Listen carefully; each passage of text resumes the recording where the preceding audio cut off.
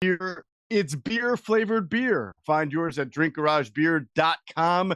Today is the day you've all been waiting for. Well, at least since 2 weeks ago, the Super Bowl rematch between the Eagles and Chiefs. Today's showdown between the 10-1 Philadelphia Eagles, 8-3 San Francisco 49ers. Not only a rematch of last year's championship game, NFC championship game, but maybe even a preview of this year's conference championship game, as well as these are the number 1 and number 2 ranked teams in the NFC. Fun fact, everybody, both teams have scored the exact same number of points going into this game. I'm Geoff Mosher alongside my Inside the Birds co-host, Adam Caplan. Joining us, as always, is former Eagles wide receiver Jason Avant. And from NFL Films, our tape breakdown master, Greg Cosell. And if you notice, you're watching on YouTube, you see that Jason Avant's dedication to this pregame show is unparalleled. The man is coming to us live from Indianapolis International Airport, where he's waiting for any day now, one of his flights to bring him back to Philly after he did sideline radio for the University of Michigan. And Jay, I'm sure it was a great time. I'm sorry that Michigan's going to get left out of the Final Four because of the committee choices, but heck of a year, my friend. Heck of a year for those Wolverines. You know what? Last night didn't help our case, but I think we'll get in. No, I was actually wondering that myself, but yeah, I think they're going to get in. Michigan's hot. So are the Eagles, by the way. The Eagles come in white hot, winners of 5 straight games, including Sunday night's overtime thriller over the Bills, 37-34. The train keeps rolling for the Philadelphia Eagles. The Niners, meanwhile, well, they had an injury-riddled hiccup in October. They lost 3 straight games, but have since reeled off 3 straight wins, 2 against teams with winning records. Their average margin of win this year, the 49ers, is 20 points. They look very good. Jason Avant, I ask you, you've heard the Niners talk ever since last year's NFC Championship game loss for them. They are a team that is out for vengeance, to borrow a bad Steven Seagal movie, right? They want revenge. You played against teams that were hell-bent on winning and getting revenge and driven like the 49ers are. All right. You've seen trash talk. You know what Ohio State, Michigan is like. What do you think when you see that element of this game? The 49ers so badly want to prove a point today. What does that do for this game? Well, it definitely gives the team motivation. But remember, the game is going to be played within the lines and not with smack talk. So with that being said, they'll have motivation. And motivation lasts for all of half of a quarter. And after that, the game kind of settles in. And then the team that has the best plan, the team that's the most physical, that's the team that's going to come out victorious. So I like all of the storylines. I like smack talk. It just creates more drama for the National Football League. So I like this. But let's get something straight. The 49ers are acting like Brock Purdy just got hurt. No, we hurt him. The team played extremely well, and we caused Fred Warner to go out of the game. We had 148 yards rushing. This Eagles team beat them, and they beat them handily, and they beat them within the rules. Did it work out the way the Niners wanted to? No. And will they talk smack? Yes. And it's good football, good TV. But the best team is going to win, not the one that talks the best. Well, it's going to be a great game. I love it. Can't wait for it. We're going to break it down here over the next 2 hours from every angle. For those of you watching, please share and like the show on whatever platform you're viewing it on, YouTube, Facebook, Snapface, or Face Chat, as Bill Belichick might say. Whatever it is that you watch it on, please. Also subscribe. That is huge for us. We really appreciate all the people who have been subscribing for us lately. And if you have a chance to leave a question or a comment or your score prediction in the YouTube box, we'll take it. We'll try to either answer the question live during the show or read out your score prediction during the show. All right, we will get into the X's and O's very soon. We always start with a big picture view of this. Greg, I'm going to ask you, I mentioned that these teams, they've scored the same exact number of points going into this game. Obviously, the 49ers have allowed much fewer points than the Eagles. Do you feel that I know depth is great for the Eagles, but in this case, I'm just wondering about your starting 22 versus your starting 22. Do you feel like on paper there is a clear better team in this matchup? Oh, I don't think about the games like that, but it's a hard question for me to answer. Well, let me rephrase it then, because I want to get your. I don't think of these games in terms of the Eagles' safeties versus the 49ers' safeties. I don't think about games like that. I agree with you. So let me ask you this then. You watch so much tape of both of these teams. Right. And how do you reconcile when you watch? I would think that when you're watching 49ers tape, like I said, their average margin of win is by 20. They're very dominant when they win. The Eagles win these, nail-biting games where they execute late down the stretch. So does it jump out to you that when you watch the 49ers tape that when they win, they're very dominant? And I don't think there are games that they usually win where they're behind. Yeah, I would say stylistically, when the Niners are playing at their best, the way in which they play leads to sort of physical domination. Right. So the goal ultimately is to get them into a game that's close, and then they have to play differently. But when they're playing what would be viewed as 49er football, that style leads them to be able to get ahead and to win, fairly easily based on those numbers.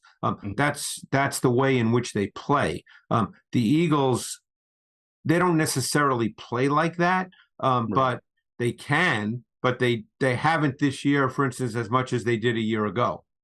Right. All right. Well, that's interesting. We'll see how this one shapes up in that regard. Jason, the Niners played on Thanksgiving, so they have all this extra rest, right, going into this game. And the Eagles played a late game that ended even later because the Eagles and Bills gave everybody free football for an extra quarter, right? So how much does the endurance and stamina, does that favor the Niners a little bit? Not only the extra rest, but sort of the Eagles coming off this overtime game. A lot of guys played a lot of snaps, and it was an emotional game. Well, I definitely think it helps, right? Whenever a team comes off a bye week, they're going to be more rested. It's not necessarily a bye week, but yes, they're going to be more rested. And will that favor the Niners? I would say it would favor them if both teams were on the same time zone, right? But remember, the 49ers are coming from west to east, which that team usually doesn't do well in that trip historically. So with that being said, I think it kind of balances itself out. And I think that there's so much on the line as far as, playoff implications and that number one seed. And then who's the best team in the NFL? These guys are going to be jacked to play this game. I don't think that it'll bother the Eagles too much, having a lack of rest because of how both these teams want to see each other and they want to be in a moment. So I think it's going to be a battle of grit in the end. Definitely. Adam, it's very easy, I think, for people to look at this matchup and say, hey, Eagles are 10-1, Niners are 8-3. Even if the Eagles were to lose, they would still have a 1-game lead in the standings for the number one seed over the Niners, right? But given the schedule that both of these teams play over the next few weeks, it sort of becomes pretty perilous. I don't want to say perilous, but it makes things a lot closer for the Eagles if they don't win today.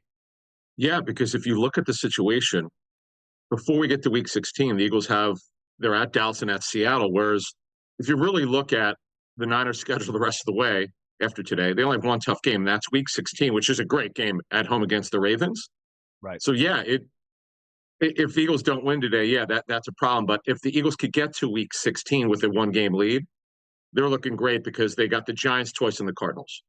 And because when we talked weeks ago about the gauntlet, it was always about getting through week 15, and then hopefully from the Eagles standpoint, they've got that lead. So look, this is a big game. We all know that.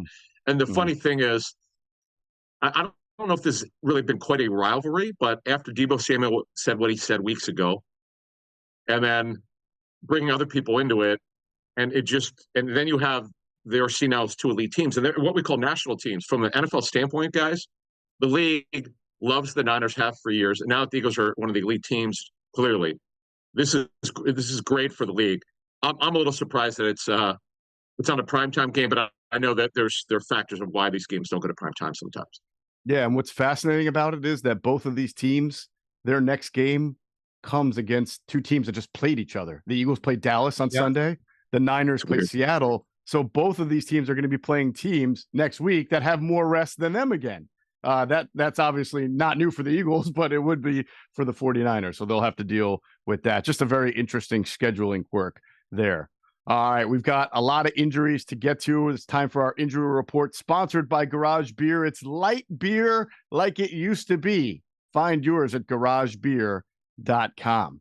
Good news for the Philadelphia Eagles today. There's some good, there's some bad. The good news is defensive tackle Milton Williams back after missing a game from a concussion, and they might really need him because although Fletcher Cox is questionable to play, despite nursing a groin injury that kept him out of practice all week, he was limited in practice. So this is the rare label where you're limited in practice. You don't have a full practice, but questionable usually means you're going to play, right, Adam? So the question that we go through is, obviously, if he's limited, he's not 100%. He couldn't have a full practice. They have a big game, but they also have big games, as we just mentioned, next week, the week after. So you wonder what their threshold is with Fletcher Cox today.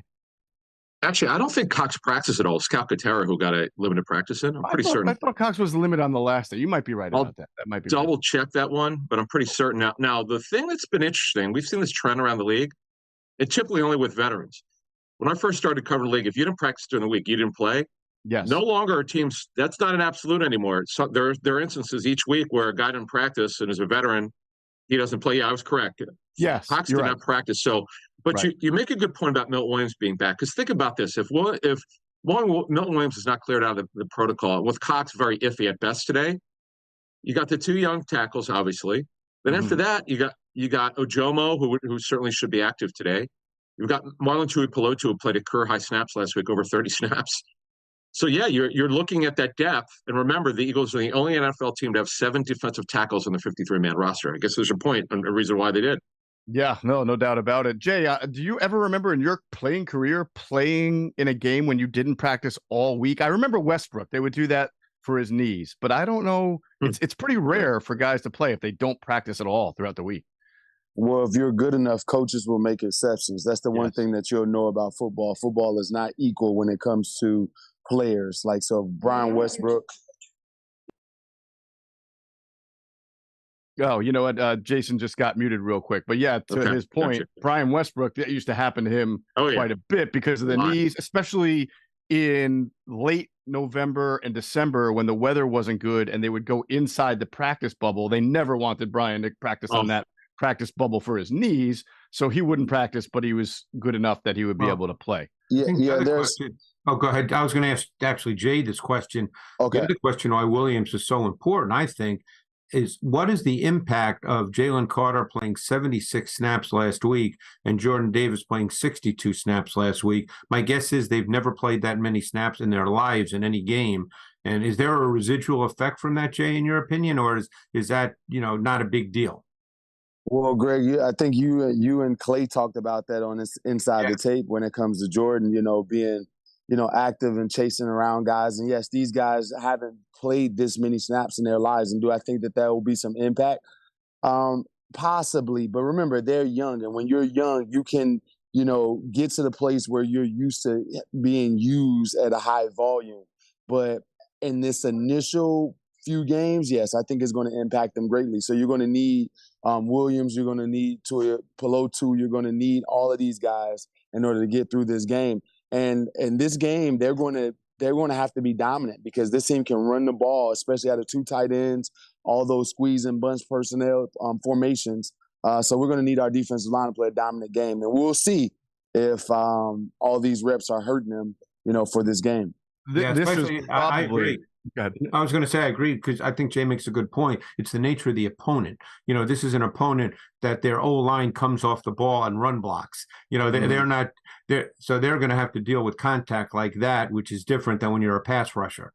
You tend to be proactive when you're the pass rusher. When you're playing the run, you tend to be a little more reactive. So it'll be interesting to see, number one, if Cox plays, which we don't know the answer to that, and how many snaps someone like Ojomo might get today.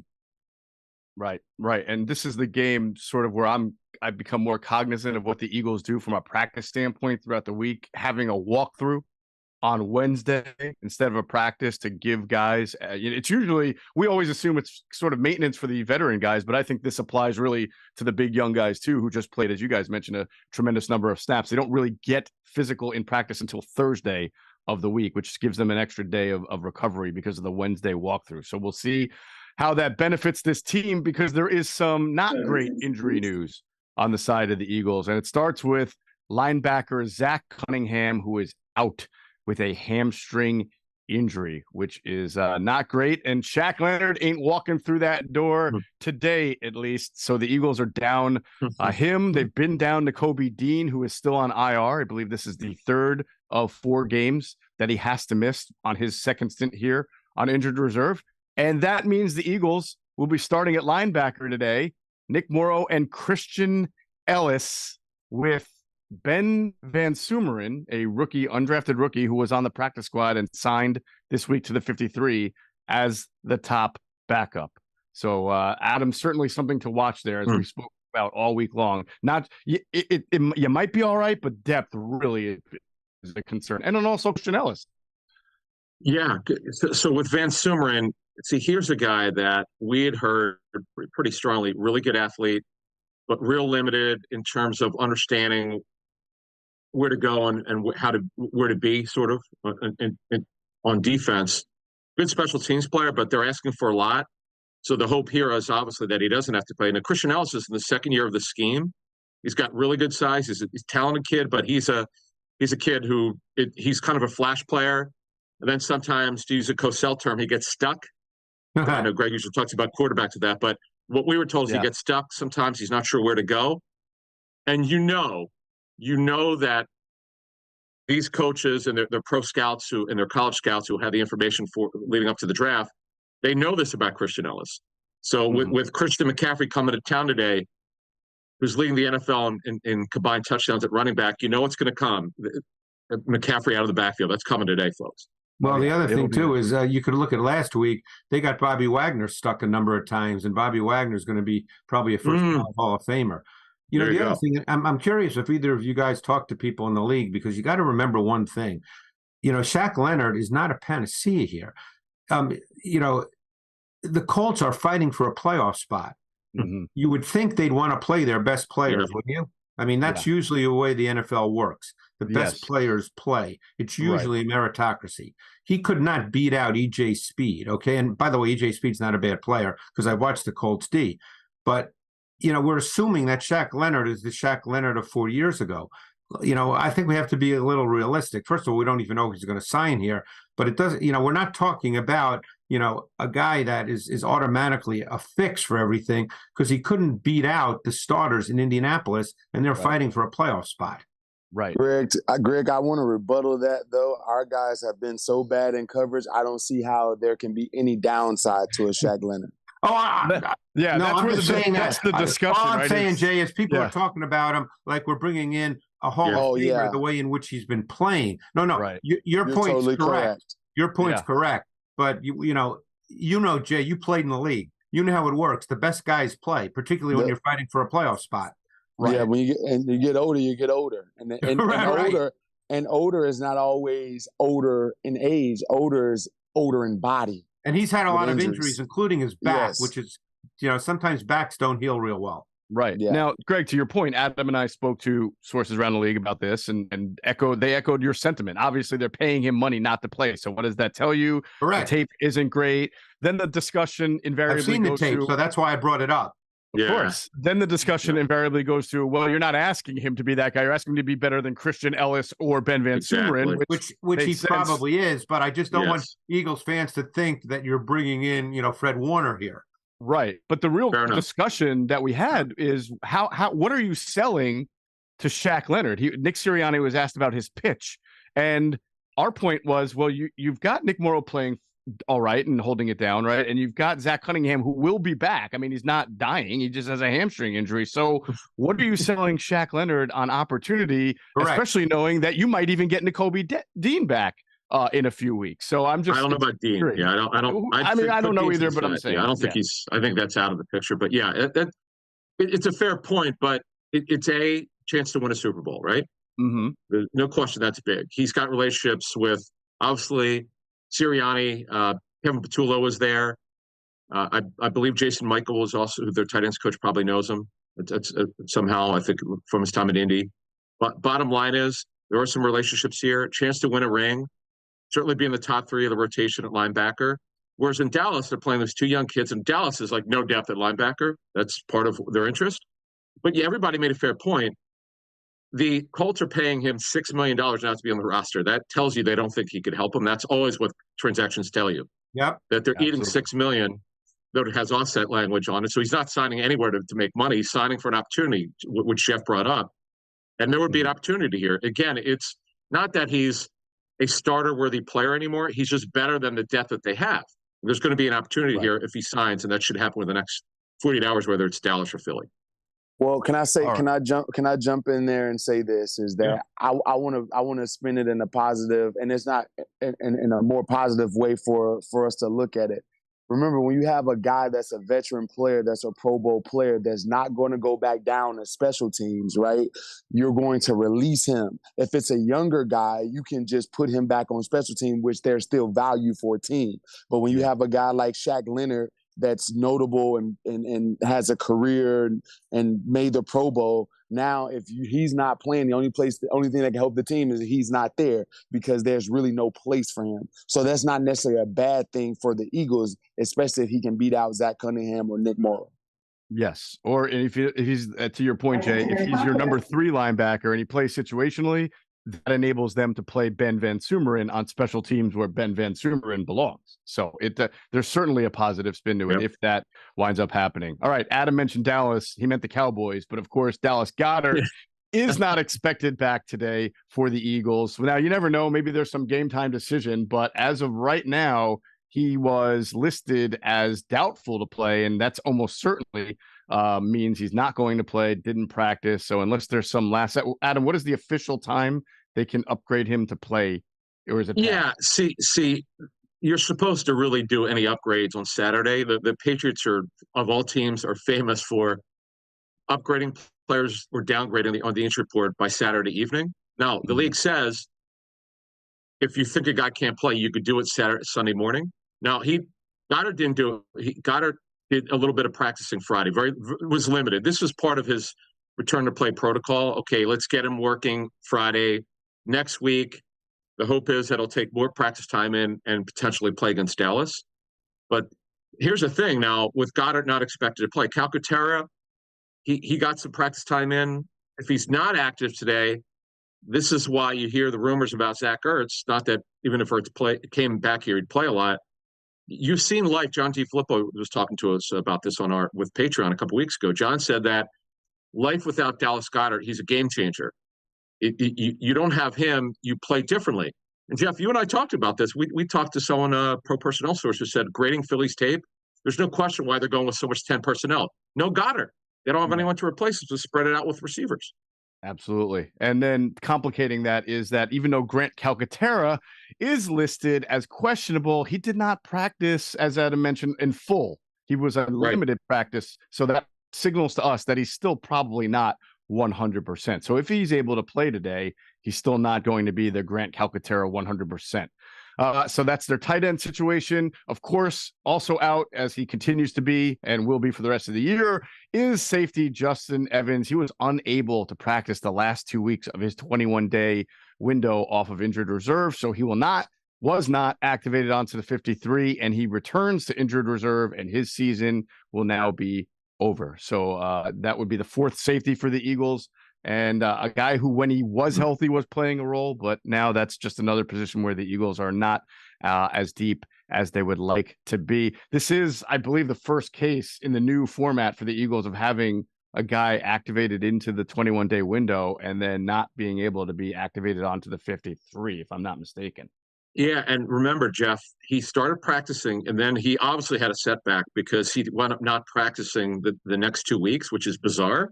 Would explain to you that something happened to his knee. It's a shame. It really is a shame with all that he's gone through in his career. And he actually was a starter, remember, week 1. Yes. In the opener against safety, played some nickel too. Yeah. So now the Eagles are go ahead. I'm just gonna say it's Sidney Brown, and here's the thing, they don't have a 4 safety. So here's the question. They have Mekhi Garner, who got snaps earlier this season. Josiah Scott is really a nickel, not really a safety. He's a smaller guy who's on the practice squad. Now they did work out a safety. They worked out an inside linebacker this week, and they worked out a safety. I don't have the list in front of me, but this is where working out players, Geoff, becomes really paramount now. They really need to work out veterans, because you don't want to be in position when you're trying to make a Super Bowl run where you're running out of players. I know it's not anyone's fault that guys get hurt, but you want to have that depth if at all possible, and that's why you have a practice squad. Yes, absolutely. So we will see if the Eagles upgrade that position or add to it, I should say, as they move forward after this game. Fortunately for them, they're much healthier at the nickel position, even without Avante Maddox, who continues to be out for the year or continues to miss games with a torn pec, not expected back before the postseason. Bradley Roby and Eli Ricks have been filling in there. And that is Eagles injuries. And we just spent quite a bit of time. As we pivot to the 49ers, we're going to probably spend about 10 seconds on injuries here, because the ones of note, the IR guys who are out are their all-pro safety. Talanoa Hufanga has an ACL tear, so he's out for the year. They have a very good special teams player in George Odom. He's also on IR with the biceps, so they won't play. And as far as the rest of the guys on their 53, they're all expected to play today. Now, we are told that Eric Armstead, is it Eric or Eric? How is it pronounced? Yeah, I always said Eric, but Eric Armstead, one of their first-round picks up front. He was questionable with a foot, but it sounds like he's going to go at him. You feel like pretty confident there? Yeah, we're told that he looked really good in Friday's practice. So barring something unforeseen, he'll be in the lineup today. Ray McLeod, by the way, the reason why he's important is he's a special teams returner. He's got a hamstring injury. They expect him to go. And Jordan Mason is their third back. He should be available today. So, yeah, you're right. There's, other than Hufanga, in terms of their 22 starters, that's it. So you're right. They are the healthier team. And I wonder if that plays into why the Niners are favored in this game. It probably factors quite a bit in. I would think so, as we'll get into the spread and all of that pretty soon. Niners are favored. And again, the injury situation for the Eagles, not great. Probably a little bit frustrating. You know, it's also frustrating, guys, when you want to go to a sporting event or a concert or something in the area or around you, and you can't get tickets because it's hard to get tickets online. You don't know who you're getting it from. You don't know where your seats are going to be. I mean, it can be a real head scratcher, but you don't have to worry about that when you're buying tickets to your next big event using Game Time, the Game Time app. It's fast, easy way to buy tickets for anything: sports, music, comedy, theater events. They've got killer last minute deals, all in prices, views from your seat, and their best price guarantee. Game Time takes the guesswork out of buying tickets. I mean, we've all been there. We've all scrolled on our app and tried to figure out where we're sitting, how much it's going to cost, what the fees are going to be by the end of it. Not here with the Game Time app. You can scroll through. You can find some great events coming up, some concerts at the Wells Fargo Center, some Sixers playoff games, some Flyers games. Very easy to scroll, very easy to find, and you know exactly where you'll be sitting, and they've got their lowest price guarantee. They even have event cancellation protection, which you can't get everywhere. Game Time's the only ticketing app that gives you complete peace of mind with your purchase. You get to see the view from your seat before you buy it. You know exactly what you're getting before you arrive. They've got the all-in price that tells you your entire total up front. You know you're getting a great deal even before you check out, and you can do it with just two little taps. Even Greg Cosell can do it with 2 taps on his phone, right? I know you're a big concert goer, Greg Cosell. Right. Do you like Andrea Bocelli? He's coming to the Wells Fargo Center soon. Is that your cup of tea? Seeing Andrea Bocelli, no. All right. Well, you're missing out on some great opera, Greg. Shame on you. No, all right. Game Time app is, they are obsessed with helping you find ways to help you save money on tickets. They've got the flash deals. They have sponsored deals for football, basketball, baseball concerts, and the zone deals where you pick the section and Game Time picks the best seats for you and gives you big time savings. And then there's the Game Time guarantee. It means you always get the best price.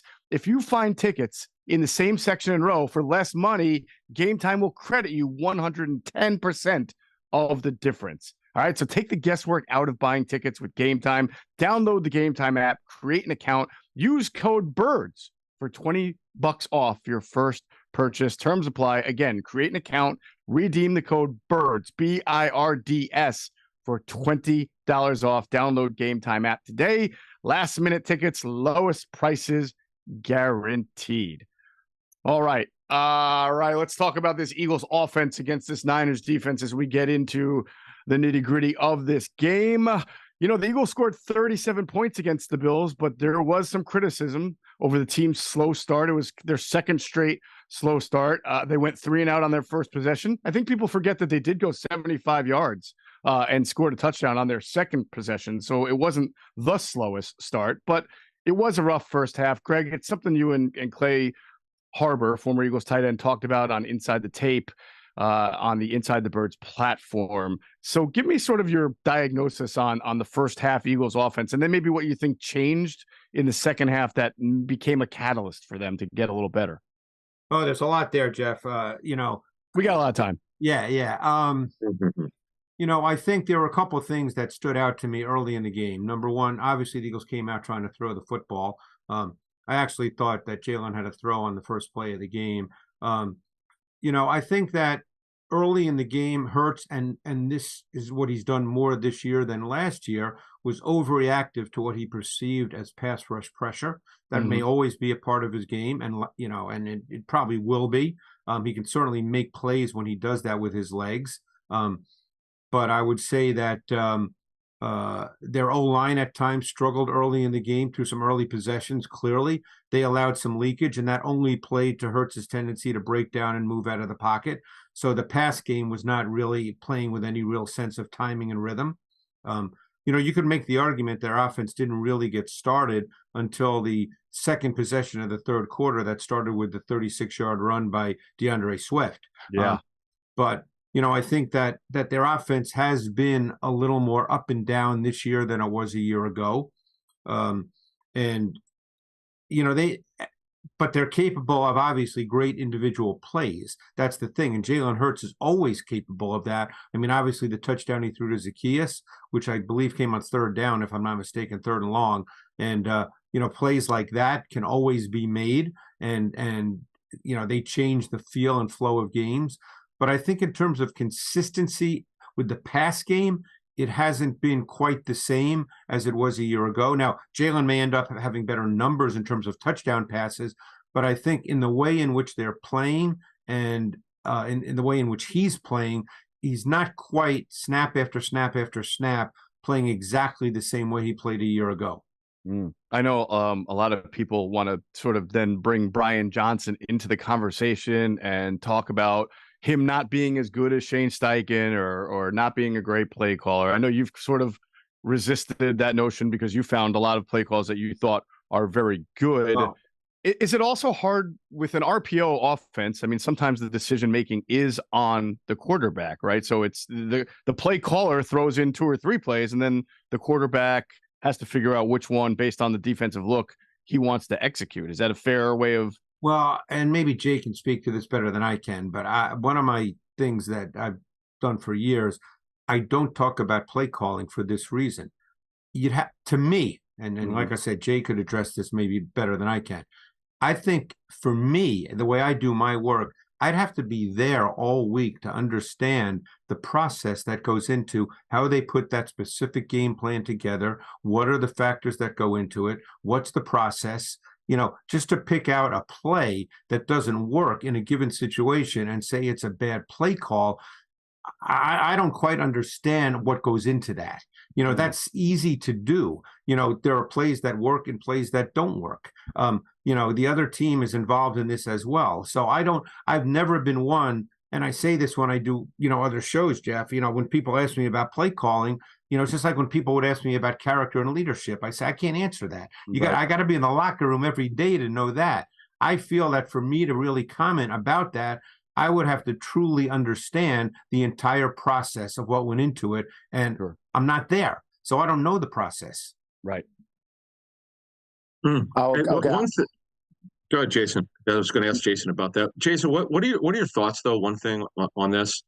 First half, the last couple of weeks, anything you saw, Jason, from a player standpoint, or your overview of what's happened on offense? To be honest, most coaches, and this is through my tenure of playing, are going to throw these tapes out. Why? Because they were played in conditions where you can't really run your real offense. You have to play position football until you're in a situation where you're forced to produce points. And that's what the Eagles have been in the last couple of weeks. They've played a game to stay close in the first half because of the conditions and the rain, and then they have taken off the governor in the second half, and then they've called your normal offense. But normally you don't do that in the rain. You're just trying to keep it close and not make many mistakes. So a lot of these coaches are going to throw this tape out.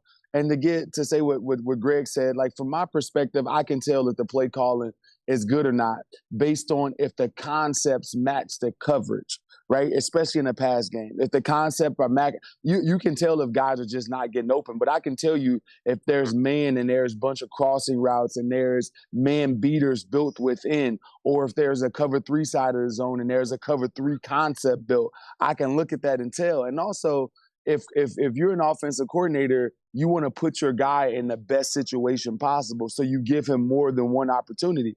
Jalen Hurts should have the ability to check or look at the sideline and be able to change the play like they do in college, whatever way that may be, right? So those are some things that kind of can denote if the offensive coordinator is having a good game. Usually, I tell you this, when the offensive coordinator, when the quarterback is coming back on the first couple drops, and the ball is coming out, usually the offense coordinator is having a good game. That's just that's usually like one little thing that'll show. But I tell you this, it's tough to run offense in those conditions. And so I can't blame Brian Johnson for calling the game the way he has. I think you take the chances later in the game and not earlier in the game. Yeah, fair. I think also people have some short memories. Last year, the Eagles they had a several number of games in the first quarter where their offense was not explosive. There was Jacksonville, there was Indianapolis. They set a record, I think, by October for a number of points they scored in the second quarter. Remember, you guys, how explosive they were in the second quarter? But, you go back to the Chicago game. I just feel like last year set some that stretch of games in the middle of last year when they lost Goddard, strangely enough. And then they wound up 31 points against Tennessee, 35 against Pittsburgh, all that. And they came out bombs away, sort of planted something in the mind of the observer that now this is the way offense always looks. And there were plenty of games last year where the Eagles had to kind of scratch and claw to win. But I will say this, Jeff, if I could, and I did mention this with Clay, that drive that started with Swift's 36-yard run, and we'll get into that more because I think that's representative of something that happened against the Niners in the NFC Championship game last year. But my point is that was a drive where I could see plays working off of plays. And sequencing, and I thought that drive, they did that extremely well. And because if you go to toward the end of that drive, he hit Stoll for 14 yards in the flat. And then the Browns 3-yard touchdown was essentially the same basic concept as the Stoll 14 yards 2 plays earlier. So it was, it was out of a different formation, but, that's what teams do. But, that's the way I can see it in terms of, I can see, plays working off one another in terms of concepts, but in terms of how you put a plan together, I feel maybe, many you'll disagree with me. Maybe I'll hear about it on Twitter, but I always feel like I'd have to be involved in that process to know exactly the things. I had a chance to talk to, I have a chance to talk to coordinators at times, and I'll ask them about a play, and they'll tell me something about that play that there's no way I could know. Absolutely no way. I can watch it on tape here 100 times, and they have information that I don't have. Right. By the way, Greg, you could tweet that water is wet, and you will still hear about it. Oh, that I know. Can I respond to Greg real fast when it comes to sequencing and Brian Johnson? Yeah. It wasn't just that drive. It was subsequent drives. Earlier in that first half, he threw a bubble screen over to Julio Jones, right? And it didn't really work, a screen of Julio Jones. They come back and they run like a 95 week to DeAndre Swift off the same action, that same bubble screen action. The next play, they run a fake 95-week bubble screen of Julio Jones and hit Devontae Smith on the seam throw. All of those plays were almost in succession. One was set up in the first half, and then the next 2 plays right after each other. So that's a good sign for us going forward. Yeah. Right. And Jay, real quick, though, on the RPOs, I mean, and again, we don't know what the play calls of the RPOs are, but a lot of those decisions are made at the line of scrimmage by the quarterback based on the defensive look, correct? Yeah, they're based on a defensive look, and they're based on the quarterback. The quarterback has that. He has full autonomy when it comes to RPOs. When to pull, when to let it ride. You saw him make a bad decision with the fumble. Both his turnovers were Jalen Hurts. Both the turnovers were him. He didn't understand how close the defender was when he threw the ball right into him, which popped it up, which we saw against the Dolphins. And then you saw him pull the ball and then try to give it back to I think that was Gainwell in that situation, right? Because he didn't want to take the hit. Right. So those Right. decisions Okay. are made by Jalen Hurts. At the line is right. There you go. A fast start would benefit the Eagles today against this Niners defense, which has very, very good this year. They are top 5 in a lot of major defensive categories, 5th in yards per game, number 1 in points allowed at 15.5, and their rushing defense is second best in the NFL. Now, situationally, not as good, and we can talk about that a little bit. They're 13th in red zone and 21st on third down defense. Now, one big difference from the Niners last year to this year, because they were very good defensively last year also, is that DeMeco Ryans is not the defensive coordinator anymore. He is now a head coach of the year candidate, as he's doing a great job with the Houston Texans. And the defensive coordinator for the Niners this year is Steve Wilks. So what I'd like to know from you, Greg, is what is the Steve Wilks fingerprint on this Niners defense that may or may not look a little bit different than last year's? I think, again, I don't have the numbers right in front of me. My sense is that Steve Wilks, in an ideal world, he would like to play more man coverage, but I think they had some concerns in the secondary, so they've not been a high percentage man team because they had to make a change. See, they were struggling all year with their slot corner, and they started the year playing Oliver at slot corner, and Oliver's not a slot corner. I remember watching him coming out of Colorado. He's big kid, 6'2", 210. He's not a slot corner. And they got stuck. And they finally made a change. So what they did is they moved Lenoir inside in their nickel. They don't play dime, by the way. They play nickel. They moved Lenoir inside. He's normally their starting right corner. And they moved him inside in their nickel. And now they play Ambry Thomas from Michigan, who I'm sure Jay knows. I think a third-year player, if I'm not mistaken. He was a reasonably high pick. I remember watching him come out of Michigan, thought his tape was good, and now he's played essentially right corner because Ward pretty much plays left corner. Every once in a while, they'll match Ward up. We'll see if that happens today. My guess is they won't because both Smith and Brown are good, but we'll see what happens. For instance, Ward had a really good game. He did match up to Metcalf quite a bit on the Thursday night game and played very, very well. He's a good player. But since they've made that change, they've been better because they really got burned with Oliver in the slot far too often. But they're not necessarily a high percentage man team, even though I think he'd like to play a lot of man. They play a lot of different coverages. They're not one of those teams where you say, oh, this is what you're going to get for sure. They play a pretty good mix of single high and two shell. So it's not one thing that you say, this is who they are, this is what they do. Right. One thing I wanted to add to this. So prior to the trade deadline, they were calling around trying to get corners. And they were, to be honest with you, they were looking to upgrade over Lenoir, and they could have had that new guy on the outside have Lenoir as a nickel. So they clearly acknowledging that they knew they had to upgrade. So that's one thing to look at. And Jair Brown, by the way, is a rookie who I know they're very high on. Who had 10 picks his final 2 years at Penn State.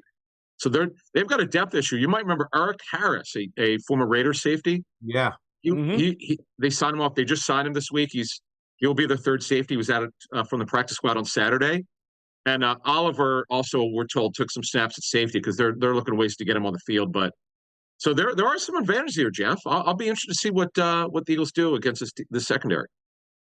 Yeah, and like I mentioned, if there's one area, the Niners defense, where they're not ranked as high, it's third down and red zone. Whereas conversely, the Eagles, after, again, a slower start earlier in the year, are pretty good. They are the NFL's third-ranked team on third down and are 5th in red zone. In fact, the Eagles are 10 for 10 in the red zone scoring in their last 3 games, including 4 for 4 last Sunday night in Buffalo. Jason, we always talk about situational football. The way the Eagles have been on third down lately, and in the red zone especially, has made them a little bit more prolific on offense. How vital will that be today?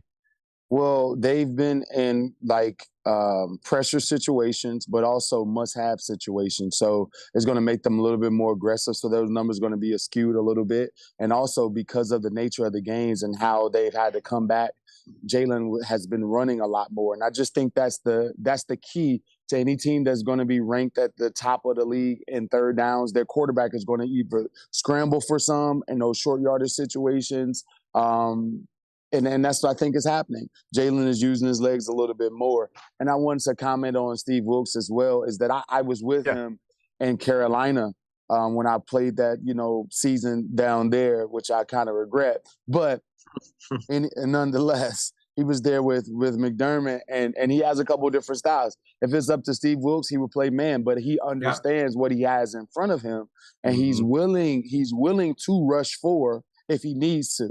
And play coverage behind it. So, but in the ideal world, he is an aggressive coach who got in screaming matches with me back and forth with me and Josh Norman, and it comes to one-on-ones and things like that. So he's an aggressive coach, and he wants to be able to lock up man. And he has some guys that can do it. Ward's a darn good player. And you mentioned that game, Greg, against DK Metcalf, and you really shut him down. And he was shutting him down and playing off. And that's pretty tough to do. And that lets me know that he is a flat-foot reader, and not many guys are going to flat-foot against DK because he runs so well. So this will be an interesting matchup between him and A.J. Brown today when they get matched up. Yeah, I think Adam and I are particularly fascinated on how the Eagles come out in this game. It looks like, and we have not yet gotten the update from Tropical Storm Caplan, but I'm sure that's coming soon. Not to scoop Tropical Storm Caplan, but I feel like the weather forecast says the rain might subside by the time the game starts. Right? Actually, this is great. It didn't look good Friday, but right now it's just a stop of the next hour in the Philadelphia area, particularly near the link. So low 50s, low wind. Yes, we were hoping for this because we're done with this rain, particularly for a game. We want to see a natural game. Let the two teams compete against each other. Let's see that. Right. All right. So now you felt that they're going to go into this game with the throw ball fight in mind and try to take advantage of that Niners secondary. There have been some games where they've sort of come out, a lot of games where they come out and alternated between 11 and 12 and 11 and 12 and just kind of eased their way in before they opened it up, which is how I was thinking they would go into this game. But Adam, knowing that they're not, I think you make a good point. 12 might not be their best package without Dallas Goedert, with Calcaterra also, a little gimpy out there. So do we see them come out in some more 11 and 10 and try to air it out pretty early? Greg, have teams tried to do that at all against the Niners with that pass rush they have? You mean come out and start tossing it all over the yard? Yeah, I mean, because of what they have in the secondary. You mentioned they had to make a change. Do you see a pattern of teams that have tried to test them early down the field? I can't remember all their games. I mean, what? No. Yeah. They do. They're really good up front. I mean, you could easily make the argument. They don't, as I said, they don't play dime. So you could easily make the argument that their front 6 is the best in football. So, and the Eagles obviously have a very good O-line. I think that's where a lot of this is going to play out, Jeff. I mean, since they got Chase Young, when you go to sort of passing situations, and again, first down is a good time to throw. It's probably the best down to throw, and you're suggesting maybe the Eagles will come out and do that. But when they go to pass rush situations, I mean, they've got Young and Bosa on the edge, they've got Armstead and Hargrave inside, and they've got Warner and Greenlaw, and it's really difficult. And they do a number of things, particularly with what we call loaded fronts. They do this on third down, where they line up 3 defensive linemen to one side of the center. The key guy in that for the offense becomes the guard opposite the load. You've got to try to control him, which they do a lot. They're really difficult, and they can win one-on-ones. That's the thing. Now, Lane Johnson is back today, right? Yep. Yeah. So obviously, he's a great right tackle, so he'll be facing Young and Bosa, and I'm sure one-on-one situations. It'll be interesting with Mailata. Mailata has been a little up and down this year. I don't think he's played overall in one-on-one pass protection as well as he did a year ago. And we know that Bosa and Young will line up on both sides depending on how they want to do it. But they also stun a lot. So it becomes a mental game as well. Hey, I want to get in there with you, Greg, and I think that our O-line is the key to the day. Yeah. But I want to say this because the 49ers are ranked the second-ranked rushing defense. But when you look at the games, like you look at the Buccaneers, you look at Seattle, teams run the ball pretty successfully against them. It's just that their offense has been so dynamic these last few games that teams are playing from behind and they cannot stick to the rush. So I believe that the Eagles can be balanced as long as the game is within a score. right? But when the 49ers are throwing on this offensive avalanche that they've been throwing on people with Christian McCaffrey and Kittle and IU catching balls down the sideline, like they can be overwhelming offensively. And I think that plays into their rushing defensive numbers. But I think you definitely can run the ball against this defense. The tape shows that.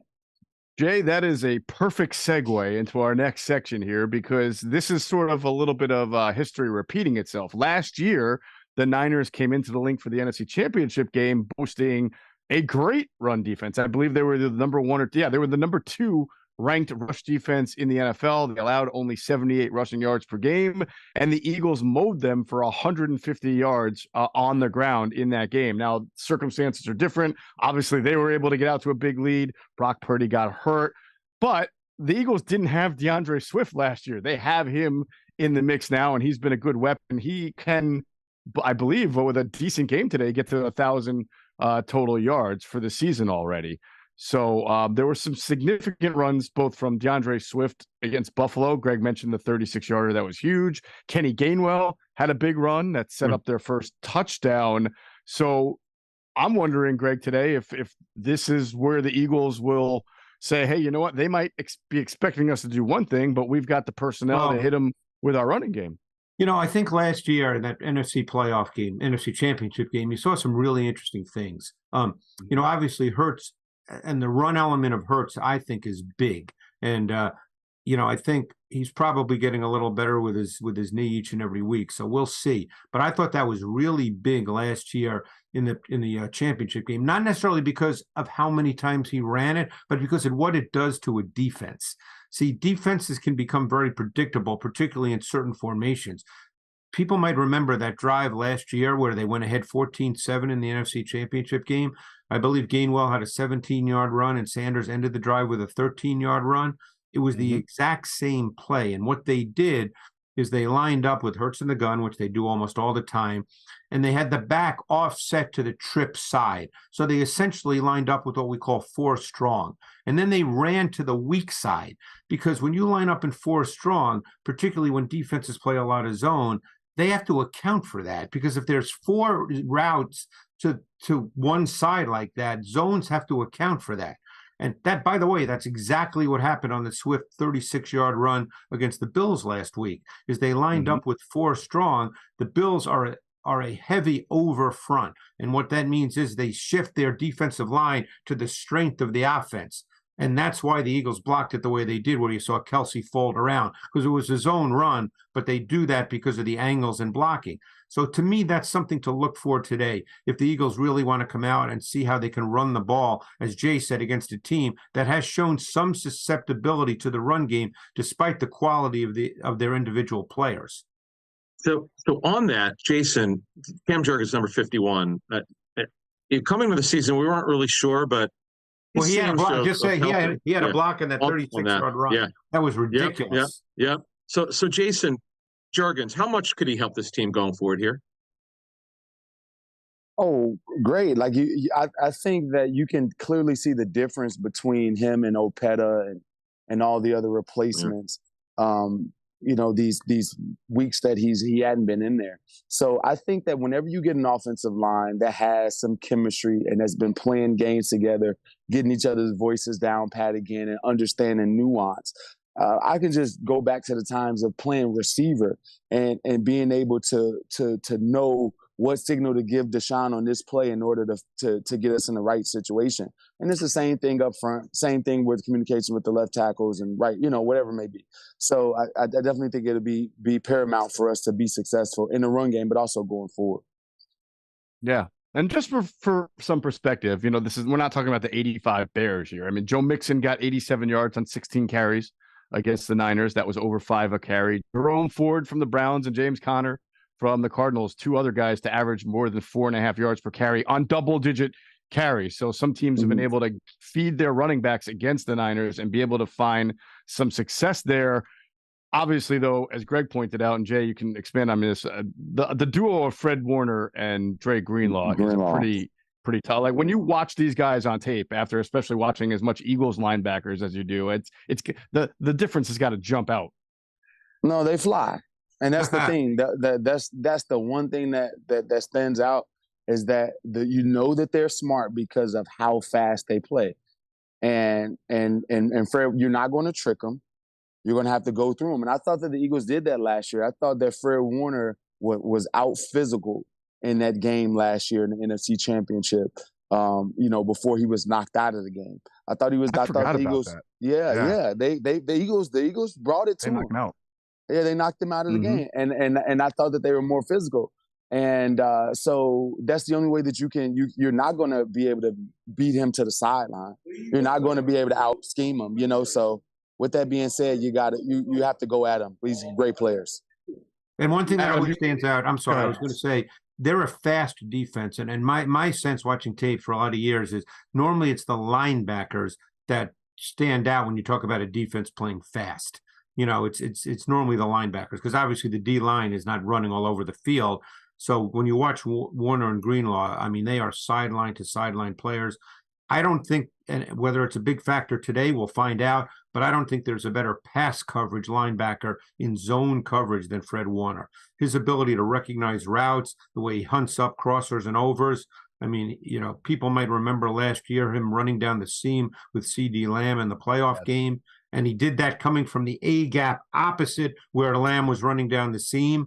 So, Warner is just a really, really good player. Jay's right, what happened last year, which I'm sure he remembers, and we'll see what happens today. I don't know if the Eagles, we'll see if the Eagles play the same way. I think the offense has been a little different this year for the Eagles. So we'll see. Yeah. And also, don't forget, you talk about DeAndre Swift, Miles Sanders was a pretty good back too. So, it's not like last year they didn't have a good back. No. I just think that to your point, Greg, they throw the ball to DeAndre Swift way more than they threw the ball to Miles Sanders. So there's an element there that running the football. Miles Sanders is a good back. He's good. Yeah. Tough year for him with that. Those injuries in Carolina. Adam, the Niners are one of maybe just two teams that play along with Cleveland, of course, with Jim Schwartz that are predominantly in a wide nine. Yeah. We talked to John T. Filippo about that because, of course, John practiced against it in 16 and 17 with Schwartz being the D coordinator.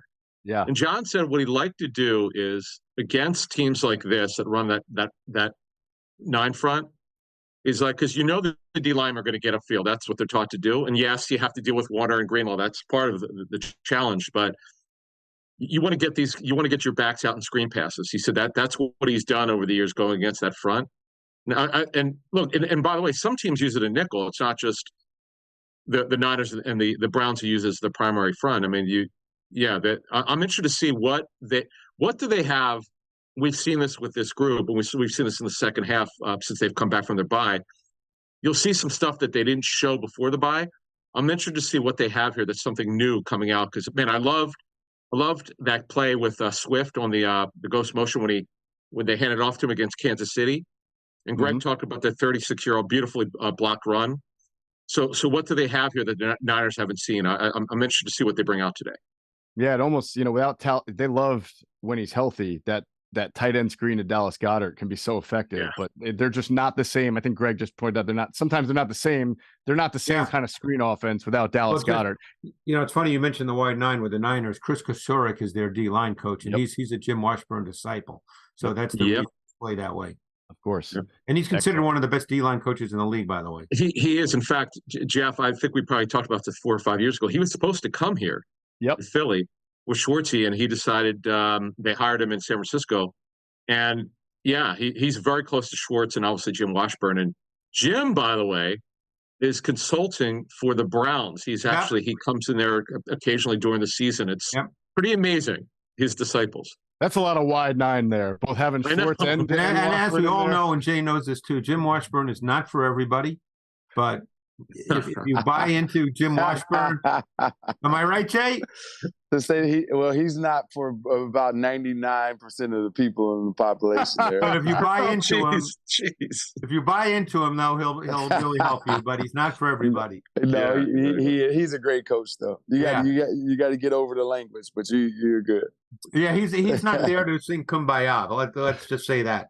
I remember driving up to Lehigh you know, and you got to beat the traffic if you're coming. If I didn't stay over, I'm trying to beat the traffic through the school, and it's like, you know, 7:30 in the morning, maybe earlier.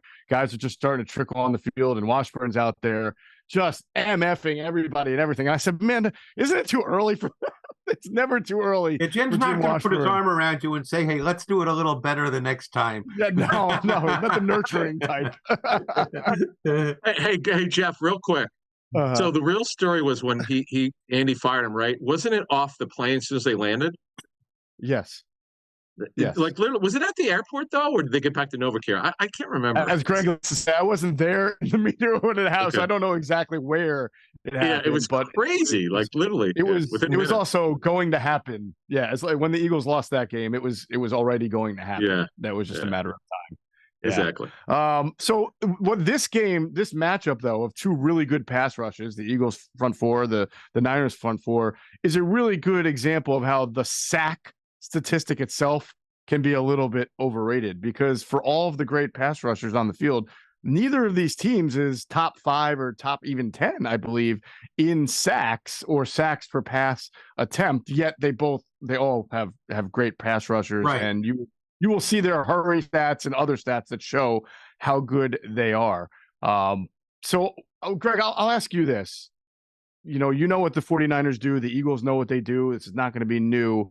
For Jalen Hurts to have success today, I think Jay made this point. This is an O-line game. I mean, we've seen the Eagles at times struggle, whether it's the Jets or Patriots. I thought even against the Bills, there were some times where they weren't great in pass protection. This has got to be a game where they've got to be, in my mind, really, really key here in pass protection to make their offense. Here's the issue, too, when you face Jalen Hurts, and actually the Bills did this a little bit last week at times, is how you choose to rush the quarterback. Mm-hmm. Because, you can't, Bosa and Young, and I had forgotten once Young came to the Niners what a big dude he is. I mean, I guess watching him with the Commanders, I didn't notice it. And then, watching him with the Niners, I'm like, wow, he's a big dude. But anyway, you have to decide as a defense how you want to rush Jalen Hurts.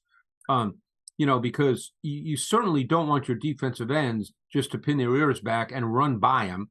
You don't want to give him lanes and gaps to run through. Now, he tends more often than not to move to his right. That's the predominant way in which he moves when he's pressured. So, sometimes teams, I remember having a great conversation years ago with the coach. This goes back a long time, talking about Michael Vick. And he said, we can make Vick move every time, but then we need to have someone in a spot where we know he's going to move because he has a tendency to move a certain way. And I think Jalen's like that. Now, I'm not saying the Niners are going to do that, but you have to be careful how you rush him, because the last thing you want him to do is get out and run. And the other factor with the Eagles is they're really a 4-down offense, and they do that from anywhere on the field, because, a lot of teams, they get excited when it gets to be 4th and 2 or 4th and 1.5. The Eagles are going to go for it anywhere on the field. And, that's the thing. It changes the dynamic of the game, and it sometimes can change the dynamic of your play calls on 3rd down. Right. Can I go ahead, Jason? Well, I want to get in. I want to get in there, and just because it's an opportunity to explain what Greg is saying about the rush and how you rush Jalen Hurts. The game-winning play against the Bills was a design rush that Jim Johnson created for Michael Vick, right, in order to push him one way. Right, so they were in a zero coverage, and they blitzed the guys. Instead of in the A-gaps, they blitz them on the edge. You have one guy that comes immediately off that's not blocked, and the other linebacker loops around to trap him there, right? So they know Jalen Hurts moves right, so you put Dotson off the edge, and then I can't remember. I think was it Barnett? I can't remember his name, but number 43 for the Bills, he loops around. Bernard. Bernard. Yeah. But what play are you talking about? The game-winning touchdown.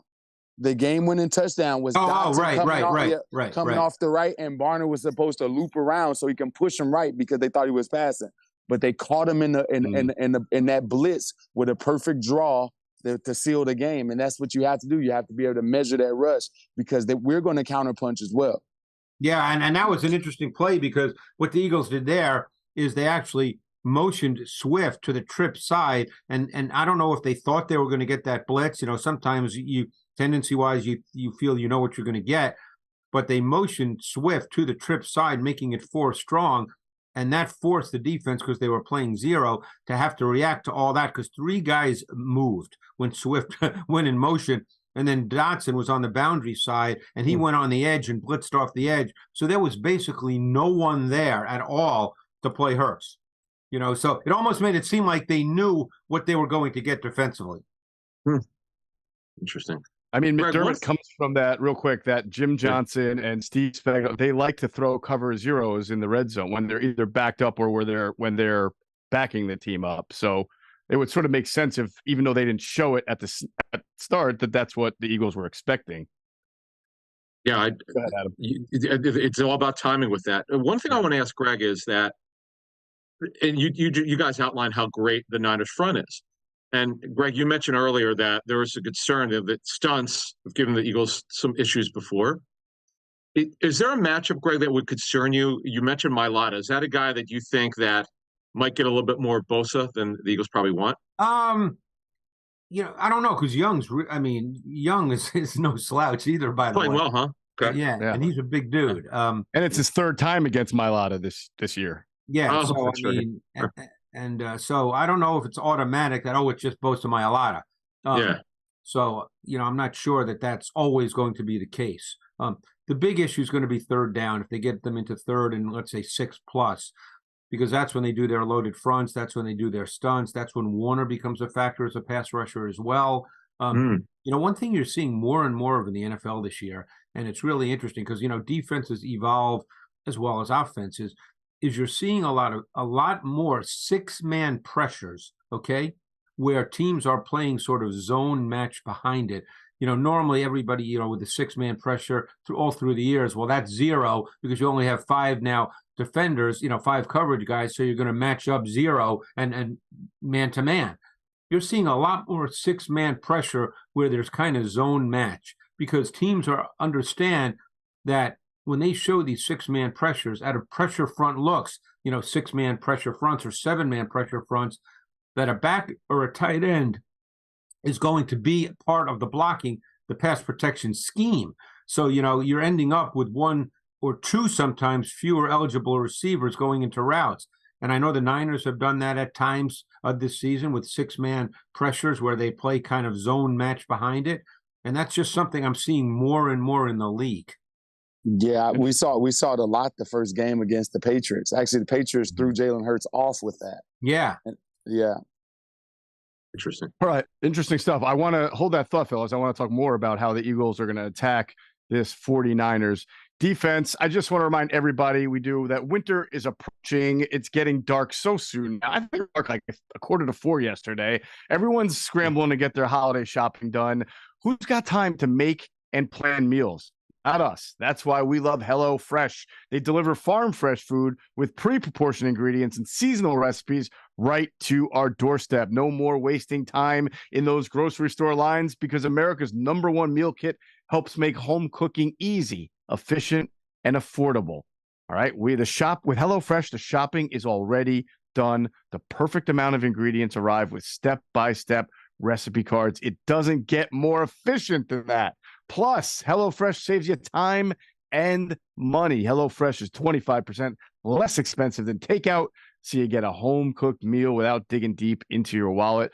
Don't forget about taste and selection. They got meat meals, seafood meals, vegetarian meals, shrimp, risotto, stir-fried chicken, whatever you want, steak. Go to HelloFresh.com/50Eagles. Use the code 50Eagles, all one word, 50Eagles, for 50% off plus free shipping.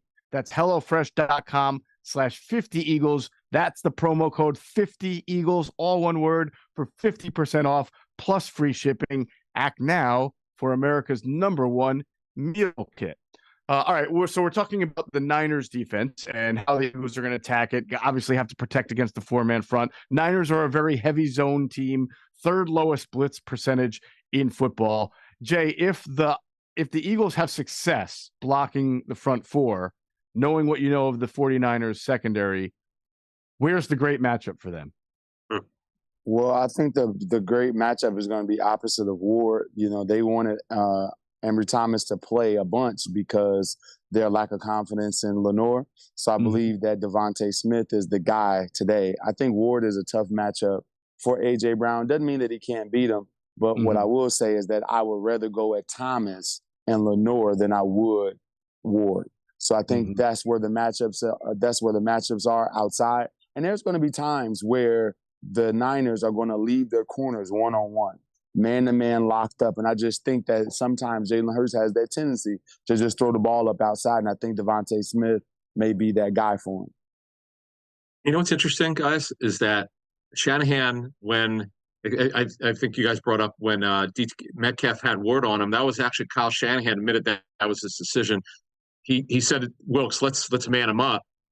And I wonder today, as we move this forward, because you never quite know what teams are going to do because they're not a big man team. But when they do, will they move Ward on A.J. Brown? You would think that would be the way, and get Smith on the other corner. It's Jason, it's interesting because you don't quite know what a team's going to do from game to game with coverages. But when they play zone, they play a lot of cover three. So spinning this forward here, what do you like against cover three as a receiver? What did you like when you were playing? Well, the Buccaneers were able to hit seams on them, and get some throws down the middle, right? So it was later in the game where, it was, garbage time, whatever you may want to call it. But that's what you like. You like the seam throws in cover three. You like curl flats, anything that's flat route driven. There's a bunch of things that you can get to out of cover three. Most of the time, though, in cover three, it's a heavy, blitz defense. And, a safety's down. It's all about being able to get to the windows and the voids because a lot of the voids are in the second level. So that means that it takes time for the route to develop. So with that being said, we'll see if we can get there against the pass rush. Their pass rush is dynamic and they can rush four. And yes, Steve Wilkes comes from Sean McDermott and that background of being able to play coverage and only rush a few or bring blitz. They've been on him for not bringing as much blitz as D'Amico Ryans and Robert Saleh, but that's not his necessary MO. He does like to play man, but he can allow the defensive line to get there as well. Interesting as we talk about A.J. Brown and Devontae Smith, they both have the same number of catches over the past few games, except Smith has 256 yards in that span. A.J. Brown has 111. Now, this comes in the aftermath of A.J. Brown going on a tear when he had 6 straight games of 125 receiving yards or more. I'm curious if either of you guys have noticed, Greg, especially in tape, is that just sort of the flow of the NFL, or did you notice anything the last few weeks where A.J. Brown's being either bracketed more or being played differently, more press, anything that they're trying to do to slow down A.J. Brown lately? There have been a couple of times, but I don't think it's been constant where teams have gone in and said, we're taking A.J. Brown out of the game, or else. Right. So, but it's been, on occasion you might see it. But, those things I always find odd, and Jay could speak to this better than I, about when receivers in a given game don't get a lot of targets. When he had the one catch game a few weeks ago, it's I always find that I'm never sure how to respond to that. I'm just being honest. So maybe Jay could give a much better answer than I could. I'll say this about it is that the game will dictate itself sometimes. You can have a game plan that says, hey, we're going to get the ball to A.J. Brown 5 times in the first 15. But what happens when the coverage that you didn't expect happens and you can't get the ball to him? It's not because the Eagles are not, they're just voiding him out of the game plan and not trying to get him the ball. Is that the other teams recognize that you're trying to get him the ball and they have something to say about it. And also, L'Jarius Sneed played an awesome game against A.J. Brown. That happens, right? That happens sometimes where the guy has your number that particular game. He had a great number of targets, but didn't get as many catches because the guy was balling on the other side. And then you add rain into that equation, and it's just not a beneficial game. So those are the types of things that can happen. But I think our number one priority offensively, especially when it comes to the pass, is getting A.J. Brown the football. So I think everyone in that locker room would know, and that coaching staff knows that A.J. Brown hadn't got the ball at a high clip these last few games. And I'm pretty sure he's the one that's told him. Yes, and this is a big game. Emotions are going to be running high today. It might be good to just get a few targets early. Make sure you get that rhythm established and have some nice peace on the sideline throughout the game. All right, that'll wrap up the first hour. Obviously, we talked about the Eagles offense against this 49ers defense. We're going to flip it, talk about this 49ers offense against the Eagles defense in a moment, but we're going to pause real quick right now to hear from our friends at Ocean Casino Resort in Atlantic City, the exclusive Jersey Shore resort of Inside the Birds. Go to get your game on. Go for the beers. Go for the cheers. Go for the hit and the hits. Go for the stakes and the stakes. Go to get your parlay on. Go to get your party on. Go for the scene. Go for the screens. Go for the gallery. Go for the win. Go to Ocean. Visit theoceanac.com to plan your visit. All right, hour two of Inside the Birds pregame live. Geoff Mosher, Adam Caplan, Greg Cosell, and former Eagles wide receiver Jason Avant, live from Indianapolis International Airport, where this is like the most peaceful I've ever seen someone at the airport. You've had a very long conversation. Good thing you're not at PHL, or else you'd never be able to be doing this right now. Yeah, right, it's been the people have been kind. It was just one family Nice. with babies around me for a second. It's good. All right, nice. Well, amazingly, guys, the Eagles are home underdogs today, 3-point underdogs. According to our friends at MyBookie, the over/under was 48. I believe it's come down to 47. I have no idea why that would have changed. Jeff, I'm not a betting man. I've never bet on a sporting event in my life, but I find that amazing. I mean, the Eagles are 10-1, are they not? Yep. Unless I'm missing, and they are at home. The Eagles are 10-1, and they were in the Super Bowl last year. That kind of stuff confuses me, but I know there's a rhyme or reason. I don't even follow any of that because, like I said, I've never bet on a sporting event in my life. But that's the kind of stuff I just don't understand. Yeah, and I was going to throw that to Adam too. I mean, maybe Vegas is just so enamored with Dallas Goedert that they just can't imagine the Eagles winning this game without him, or Fletcher Cox. I don't know. Well, listen, no, let's look at it. The Eagles, the last few games have not played particularly well overall, but yes, they've found some way to win, and that shows a lot of character. Where the Niners have been absolutely dominant after their 3-game losing streak. They're playing great football. So I think you got to take it all into account. Who is playing better football right now? The Niners are. Who's in a better injury situation? The Niners are. Doesn't mean the Eagles can't win. Now, the good thing, as we said earlier, right now the rain should be stopping within the next hour. So hopefully we'll have a pretty clean game here, because Jason was bringing it up. It's hard to throw in the rain. So hopefully that rain will hold off. But my initial thing, Jeff, when I first saw the number come out last Sunday, I'm like, wait a minute, the Eagles are an underdog at home. But then when I thought about it, took a step back, those reasons which I just gave you are a big reason why. Yeah, of course. And obviously those are things Vegas takes into account. We talked about MyBookie. Let me tell you about the beauty of MyBookie. It's not about just watching games, but turning every second into a potential win. With MyBookie, you can stream the games and live bet them and turn any game day into a payday. Are you all ready to up your game? Sign up today and make your first deposit with promo code THEBIRDS, the Birds, for a sweet deposit bonus up to $1,000. That's promo code THEBIRDS. Again, one word, THEBIRDS, to claim your bonus. This is not just a promo code. It's a secret weapon to get the extra edge on the house. The best part is you don't even need to be a sports whiz to win at MyBookie. You can cash in on everything from politics to your favorite shows and then some. Bet anything, anytime, and anywhere, only with MyBookie. All right, we'll take a quick look at some things around the NFL. It's our segment sponsored by Garage Beer. It's beer-flavored beer. Imagine that. Find yours at drinkgaragebeer.com. All right, Adam, I have to bring this up. It's going to make some people, a little Eagles fans, a little squirrely right now, but that quarterback from that team that plays in Dallas that the Eagles are going to face next week, he is second to the NFL in passer rating, third in yards, leads the NFL in touchdown passes. And after much was made about his interception problem last year, he only has 6 this year. I ask you, is Dak Prescott a legitimate MVP candidate? And if not, and I also ask, is there a front runner for this award this year? No, there's not. You and I vote. I know we have our own Pro Football Writers Association and another one. But Dak Prescott's run here. Now you look at the schedule; it's been great, and he's taken advantage of it. Good for Mike McCarthy to be aggressive. Best span over the last 6 games: 20 touchdown passes in 6 games. That's enormous. I know their schedule is lined up pretty well. He played very well against the Eagles, except for that one gaff late. But my MVP list, since you're looking at it, would be I don't know if I have Prescott that high, but Hurts has got to be up there for all that he's able to do for this football team.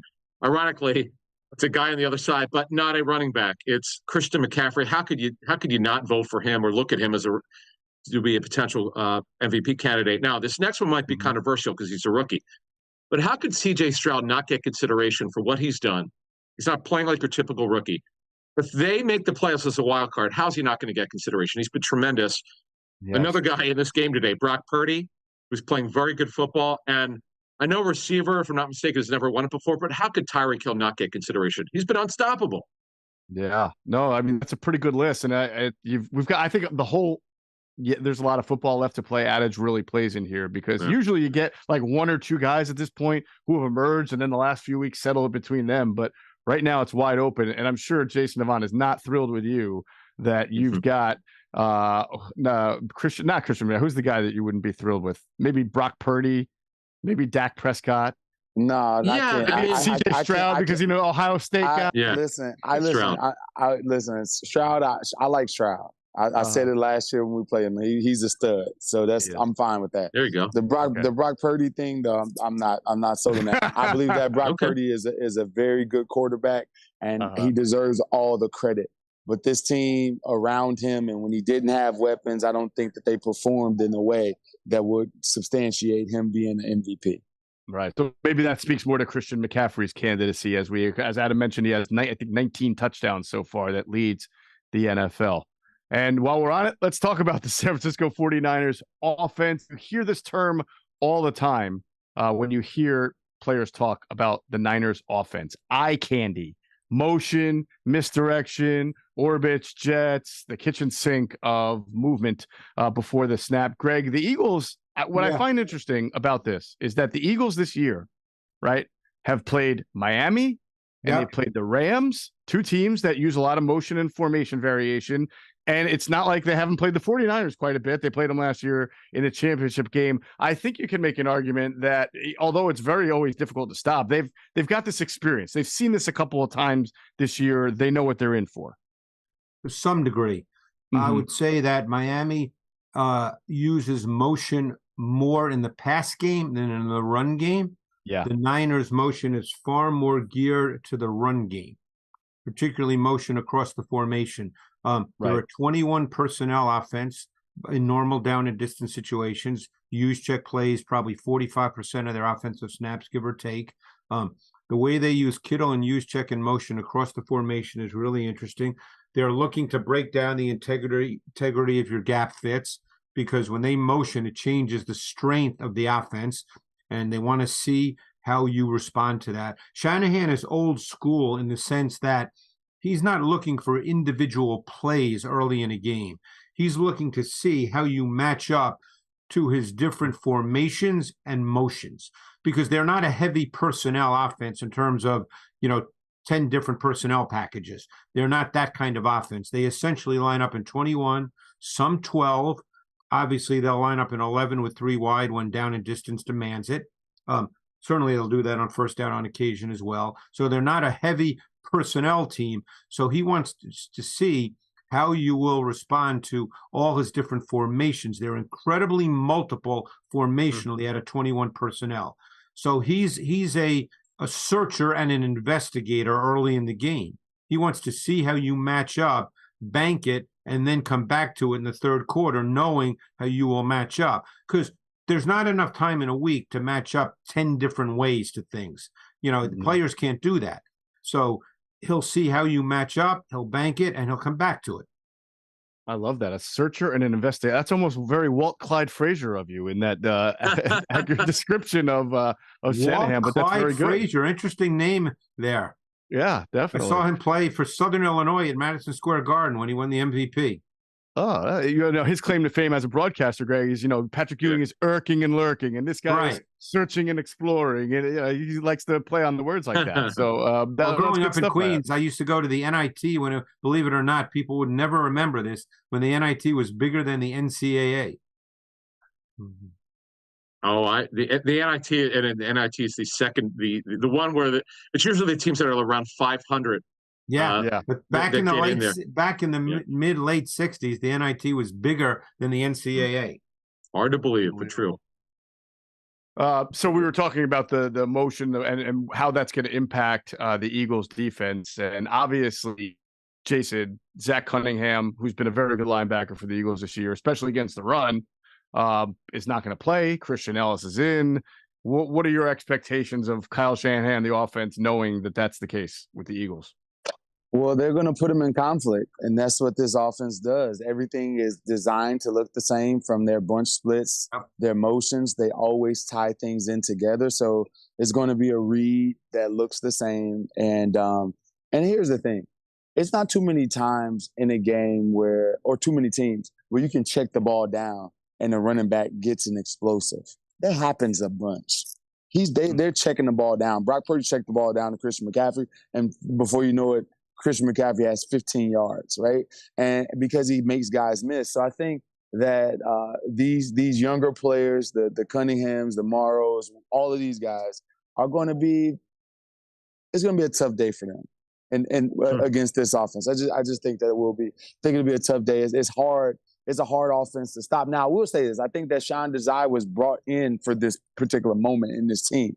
Being in Seattle, seeing him a couple times a year, the success we had against the Dolphins this year, and also the Rams. I think both teams scored 17 points apiece, right? Mm-hmm. So I believe that it's a different offense, but the roots are still the same. So I think that we'll be prepared for it. But do I think that our young linebackers will have a problem with McCaffrey and Kittle and use? Yes, I think we're going to struggle heavily. I think the advantage the Eagles have, Jeff and Adam and Jay, is with the D-line. I mean, I think the 49ers O-line is schematically good, but not necessarily individually good. I mean, Trent Williams is a Hall of Famer. That's, I think the left guard Banks is a good player. I think Brendel, the center, is solid for what he's asked to do with what they do. I think the right side of the O-line is beatable as individuals. So now it gets down to, can the game play out that way? I mean, obviously, if the Niners are quote unquote playing Niners football, the game doesn't play out that way. But if it can play out a little differently, if you get into some longer yardage situations, particularly on third down, then it becomes interesting because, the right tackle McKivitz, he's not a great one-on-one pass protector by any means, and he'd be going up against Reddick.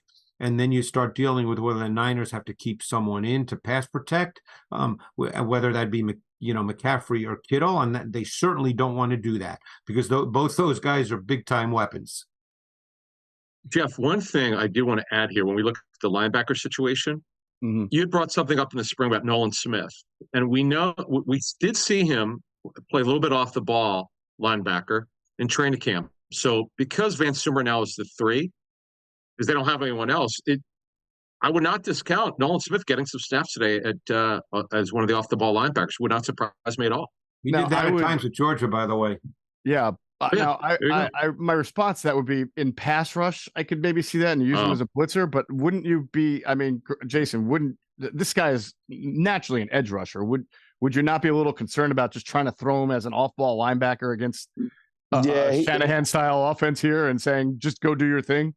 Yeah, he's been in coverage a few times this year, and it wasn't good. Yeah. And I've seen it called it out, on previous shows. He's been in coverage a few times, and he looked, out of place. And that's just how it is. He's going to need more reps at it, and not just thrown into the situation. And it won't just happen because he had a week of practice in this situation. No, this takes time. Yeah. These guys that are in these positions have been playing linebacker since they were in high school or freshman year in college, right? So it's been a long time that these guys been at this. So I can't just expect the guy to bring his hand out of the dirt and be effective. There's not many Micah Parsons in the world. Yeah. Yeah, and It's Micah played off ball in college, so he could do that. That's what way it was. And not to pile on Nolan Smith, but I mean, I'm sure you guys noticed watching the tape. There was a run where he was playing his natural edge position last week against the Bills, where Gabe Davis had him sealed off fairly well, and it was a nice run for the Bills up the left side. I can't remember whether it was Cook or Murray, but I know everybody wants Nolan Smith on the field, and we keep being told, well, he's got to get bigger. He's got to get stronger. He certainly has great traits and certainly good capacity. But that kind of sort of jumped out on the tape to me to watch Gabe Davis just seal him off on a run and speaks to the idea that he's got to get stronger and better technique. Well, whenever you're at a disadvantage. I don't care how big you are.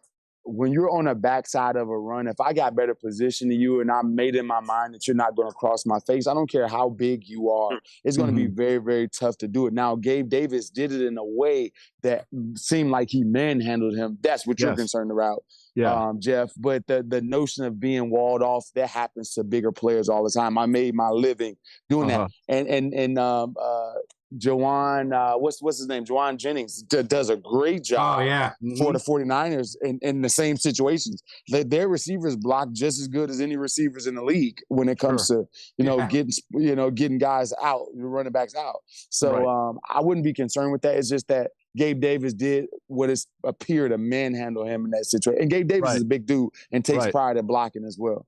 Yes, he is. He is. And then to your point, it wasn't the initial block. It was sort of how it kept going. And it didn't look like Nolan had the technique to be able to even try to use a counter move to fight it off. So, and then that's what Adam and I were told, is that explosive, great traits, but he's going to have to learn some things at the NFL level that he didn't have at Georgia. I think Jay's point, though, about the wide receivers, Jennings in particular, I remember watching him coming out of college, and he got dinged because he's not fast, but he was dominant in the SEC. He just is not fast, but he was a really good receiver. And he's a very physical guy, and they use him a lot, whether he's in the slot or whether he's just in reduced splits, cut splits, and they use him as a blocker quite a bit in their run game, and he's very, very good at it. Right. And one thing I would add with Nolan Smith, it would only be an emergency situation, but the thing is, you don't want to have to go to Ben Van Sumeren. Right. There's a reason why he wasn't drafted, despite having a zillion tackles in college. He's great going forward, and then there are other issues. And then Christian Ellis is a flash player, but the more he plays, this is typical of undrafted free agents, the more they get exposed. So this is why I was saying earlier, I expect McCaffrey to be a bigger factor than probably normal in the pass game today. Yeah, I get that. I also wonder if maybe, again, this is contingent upon if there's an injury to Ellis or if they have to dig deep into linebacker number 3, do you get Sidney Brown on the field there as a box safety over a guy like Nolan Smith or Ben Van Sumeren, who's not played any bit of defense whatsoever? At least Sidney Brown can tackle. At least he has experience. He's a box safety, which is sort of like a linebacker in today's game. And then it sort of made me wonder, does Kyle Shanahan figure out a way to try to get that kind of personnel on the field to begin with? Like, can I get them to get Van Sumeren on the field? Can I get them to get a third middle level defender with anything I do formationally? Will he play, 13 personnel? I don't know what they ordinarily do. You don't want to get too much out of what you ordinarily do.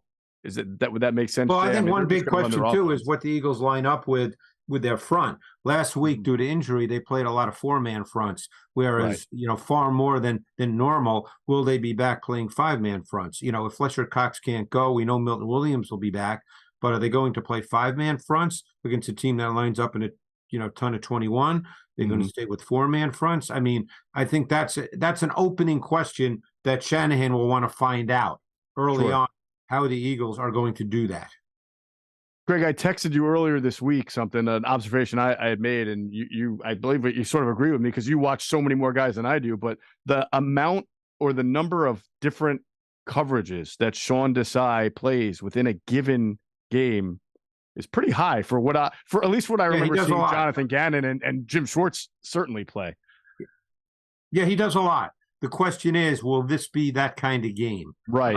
Jay could probably address that as well. For instance, he didn't play a ton of coverages versus Miami. Will this be a different kind of game? And also keep one thing in mind. and we haven't talked Purdy yet. I guess we will get to him, but I'm just going to add this because it makes sense right now. Mm-hmm. There's two things that Purdy has shown to be really, really good at. High-level stuff, okay? Mm-hmm. Purdy has been outstanding responding to late rotation in coverage. He sees it instantly, and he knows where to go with the football. And the other thing Purdy's really good at is true anticipation. That's an overused word, but he is a true anticipation thrower. I could show you numerous examples of that. The most recent one was the touchdown he threw to Ayuk last week, which, by the way, he took Ayuk, in my view anyway, Jay could speak to this. I thought that was the dagger concept, and Ayuk was running a dig, and because of the coverage and how deep the defenders dropped underneath, he basically threw a post, and Ayuk made the adjustment. But I thought that was dagger, and I thought it was a dig route. But he threw that before Ayuk even began his break. And he has numerous throws like that during the season. Those are the two strengths of his game, because obviously he doesn't have a hose. You know, he's not a big physically imposing guy. But those two things, to me, are the reason he's played at a pretty high level since he's become a starting quarterback. Jason, do you notice that as well? Yeah, I definitely noticed that. And I also noticed that he doesn't change much when there's prayer. You're not going to force him. You, to some extent, every quarterback you can force into a bad decision. I think that he doesn't put the ball in harm's way in pressure situations as much as other quarterbacks. That's what I would say about him. And yes, that touchdown to Ayuk there was definitely. I thought it was a post, Greg, because of the anticipation of the quarterback. But either one, it was a great concept. He knows where to go with the football. And he's okay with getting the ball to a guy in stride. It happens a lot. Oh yeah. This team has. Are they leading the league in yards after the catch? They got to be up there. Yes, yeah, they are. They are. Yeah. They have to be up there. And what that talks about, what Greg talks about, that's accuracy and anticipation. Mm-hmm. You can't get yards after catch without accuracy, and that's what you see. Mm-hmm. You see, even with the check down, the running back is just not sitting there waiting for the ball. He gets the ball to Christian McCaffrey at the peak time that he's open so he can catch it and run. Amazing, Adam, because as you brought up many times, this guy was benched at Iowa State before getting into the NFL. In fact, he was benched at least twice, and the from one team scouting report, he would try to make throws, superhuman throws that he's really not capable of making. It wasn't about an interception. It was just a bad decision with a ball or something like that. And here, I get he's anticipating better here. He's amazing, getting out quickly, seeing it before it happens. But he's just not, other than that 3-game run where he wasn't playing quite as well, not all of it was on him. This guy is a really good fit for the scheme, and maybe at Iowa State he wasn't. But the bottom line is he's playing at an exceptional level. And he already has 19 touchdown passes, folks. It's a lot at this point. I think he has more than that this year, 21, I believe. That's 21 I have 19. I have 19 unless something changed. Maybe I'm wrong. Yeah. Okay. That's a lot. He's also number 1 in passer rating, number 1 in completion percentage, and number 1 in yards. And you have to remember one thing, guys. This is true of their offense, and he's done it in a sense better than anybody they've had prior in the Shanahan offense. The other guy who did it great was when Shanahan was obviously in Atlanta and Matt Ryan won the MVP. But they asked the quarterback to make a lot of throws between the numbers, okay? Timing throws between the numbers. Those are not easy throws to make because there's more bodies between the numbers than there are outside the numbers, right? As Jay knows. And these are not easy throws to make. And to throw with such great timing and anticipation, and he puts it on guys' hands. That, when it's really hard, and I've talked to quarterbacks about this, it's really hard when you're throwing a ball before a guy makes his break to put it right on his hands. Okay, that is really impressive ball location and ball placement. And he's shown to be really good at that. And I would say that in those 3 games that they lost, I think if you look at the totality of his performance, it was still really strong. He made a couple of bad throws, and because they were in the fourth quarter, they get all talked about, in a different way. But if you look at the totality of his performance, it was very, very good. He really has not had what you'd call a bad game where he's just been, oh my God, this is just a bad game. Right. And it's interesting because they wanted to, after going to the Super Bowl, right, they wanted to be able to have somebody run their offense with a little bit more arm than Jimmy Garoppolo, a little bit more downfield than Jimmy Garoppolo, and a little bit more mobility. Well, he gives him more mobility. Too. Yeah, that's my point, is that they thought it was going to be Trey Lance, and it wasn't, and it wound up being the last pick in the draft in Brock Purdy. That's the irony of it all. Yeah, he'll definitely scramble for that 3-4 yards on third down. He'll do that in a heartbeat. How do we stop him, Greg? Well, how do we stop him? I think the key is, and this is true of any offense. Again, and this is where coaching, they can go into way more detail than I can because of they have, 15 guys studying it. I'm one person. But you have to have a feel for what they're going to do based on their formations and motions. What kind of throws come out of a certain formation looks and certain motions, because every team has tendencies. So, I'm sure that they studied the 49ers this summer as well as in the last couple of weeks. So you're trying to get a real feel for, hey, based on certain splits, because routes, as Jay can speak to, are all based on, receiver distribution and location and the splits and the routes that come from that.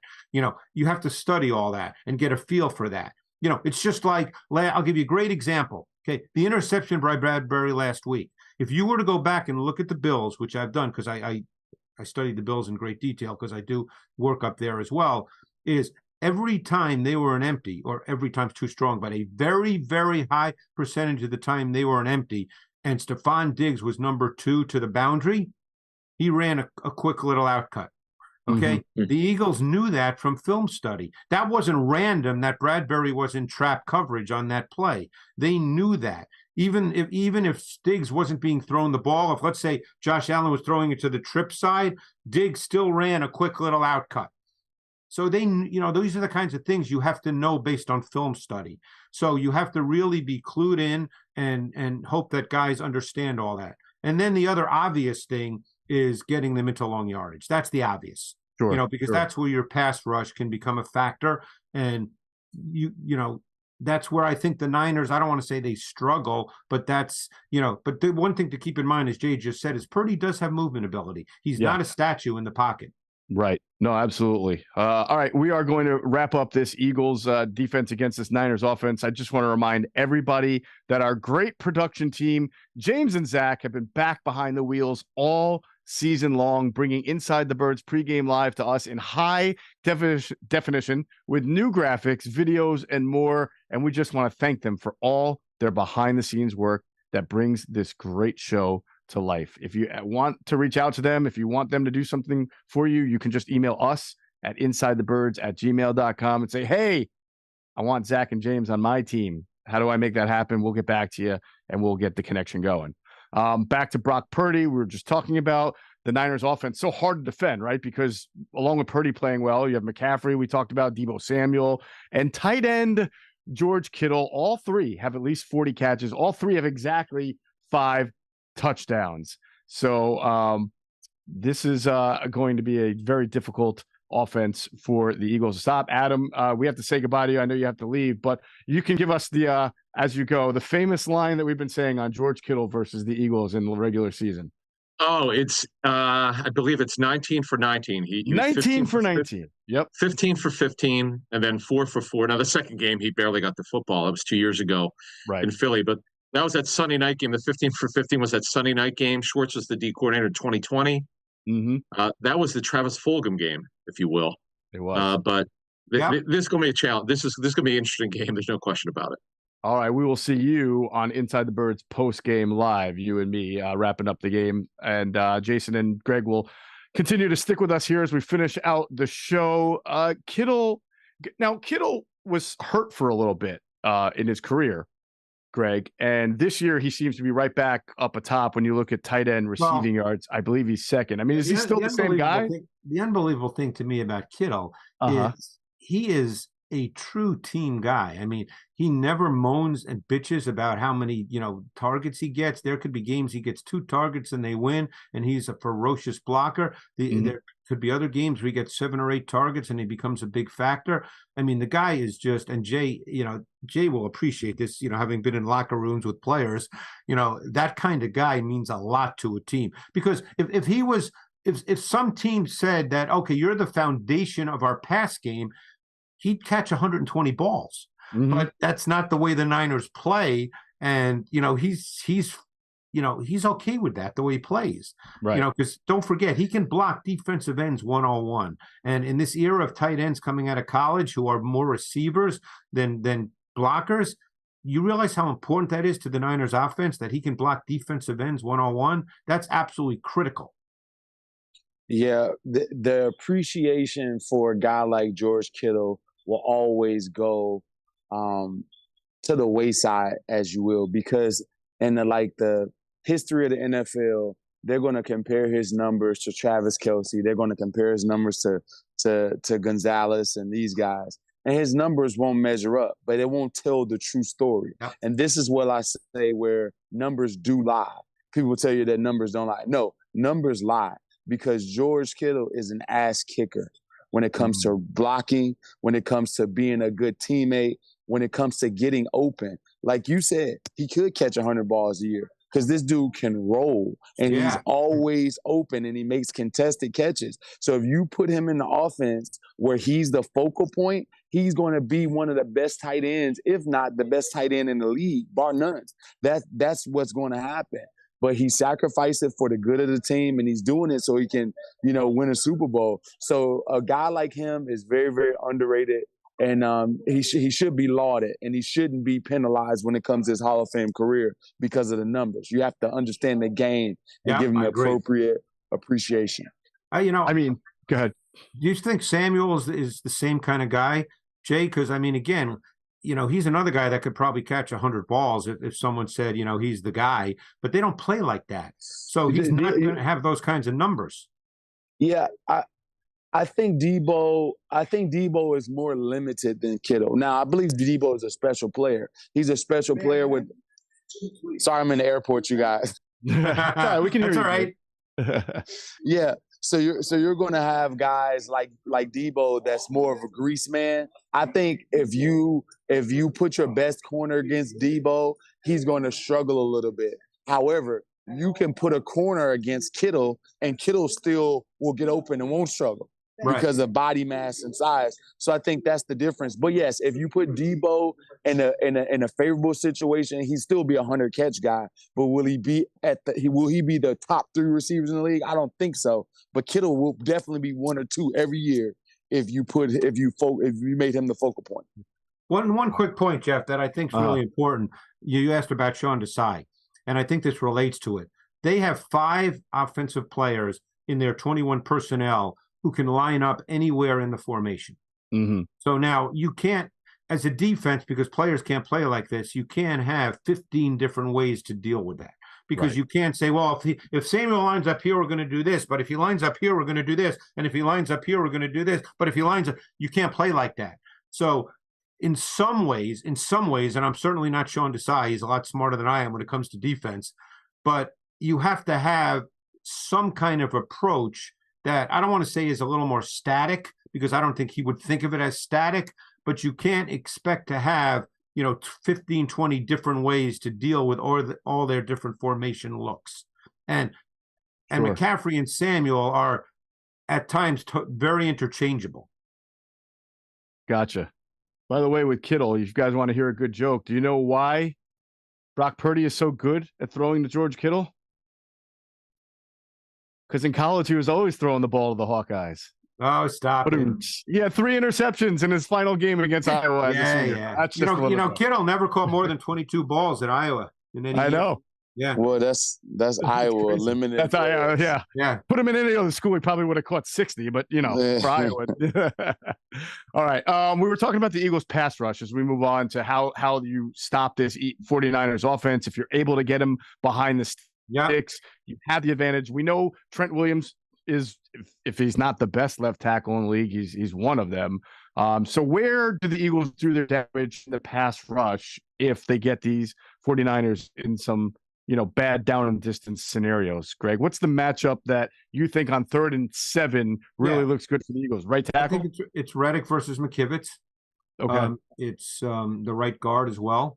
I think Burford was out last week, and so I don't know if he's back. Is he on the injury report, Jeff? I think he's back. He's supposed to play this week, I believe. Okay. I mean, he's actually a young player who I think is going to be pretty good, but when you look at their O-line right now, he would be a weaker link, relatively speaking, but certainly on the edge with McKivitz. McKivitz is not he's not a great athlete. He's been solid for them because of the way in which they play and the way, they're a tempo-controlled offense in which they get ahead and the game is played the way they want it to be played. Right. If you can get them out of that, then McKivitz becomes an issue in pass protection, just like McGlinchey was an issue in pass protection, which is why he's no longer a 49er. Right. Jason, the Eagles are leading the NFL in hurries, and they have the second most quarterback knockdowns. So obviously this is just further statistical evidence of how good the Eagles front four pass rush is, which we know. But I think it's interesting that they're just 14th in the league in takeaways. Normally when you see a team hitting the quarterback and disrupting the quarterback this much, you're seeing a little bit more in the takeaway margin. Do you feel like that's where maybe when you look at the Eagles defense, they're falling short of being, to their capacity? They've been scorched at times against good quarterbacks. You know what? The Eagles D line, I would say, is, I won't call them Dr. Jekyll and Mr. Hyde, but it's not always consistent. So it's very, very hard for the secondary to take the chances. When you have consistent pressure throughout the course of an entire game, you're going to be able to anticipate from a secondary position or to put yourself in that situation. Sort of like James Bradbury did in cover 2. And he was able to be more aggressive because he had a safety over the top, and Blankenship can get over it to kind of support Gabe Davis and help him. So when your pass rush is non-existent for a quarter, and then they pick up next quarter, or they're non-existent the third quarter and they pick up the fourth quarter, it's kind of hard to be courageous when it comes to taking chances. So I think that's a part of it. And 2, we've had guys that drop picks, and our guy that made a lot of picks last year, Garner Johnson, is not here anymore. So we got and TJ Edwards, guys that turn the ball over and were able to intercept the ball. Those guys are not here. We got Morrow that could have had maybe 5 takeaways this year and missed all of them. Right. Yeah. So those types of things happen. We call it out when we see it. So I just think that it's kind of happenstance right now, but there's multiple passes that have hit Morrow right in the hands that we haven't caught. Right. That seems to be the difference between this year's and last year's back end, is that there were more, obviously Chauncey Gardner himself, Johnson, had a ton of takeaways before he wound up getting hurt. But So I want to close the show on this one last concept, and it goes back to last year's game and how it unfolded. Brock Purdy gets hurt on a specific play design that I think, the concept of the play was good. It didn't work because Hassan Reddick hit Brock Purdy immediately and hurt his elbow. If you guys recall, I believe there was orbit motion from Debo on that play. And I always wonder what would have happened if that was a call for a handoff to Debo, because does Hassan Reddick completely abandon the backside contain on that play, or was he smart enough to know that wasn't going to happen because he saw something on tape? But Jay, from a coach's standpoint, Kyle Shanahan, he's regarded as one of the best of the business, seems to be a guy who might have a little ego about him. I'm sure he thinks about that play and how it could have worked had Reddick not blown it up. Does he come into the game today knowing that tendency from Reddick, right? Likes to fire. I mean, even last week against the Bills, when he sort of had that horse collar sack on Josh Allen, right? It was a play action. He went straight for the quarterback. Do you think Kyle Shanahan is going to try to capitalize on that this time and get him out of going the wrong way, abandoning contain, being undisciplined? Was that an undisciplined play, by the way, last year? Last year wasn't an undisciplined play. But here's what I say: every offensive coordinator is looking at it and trying to get to outflank the defensive end, to break contain.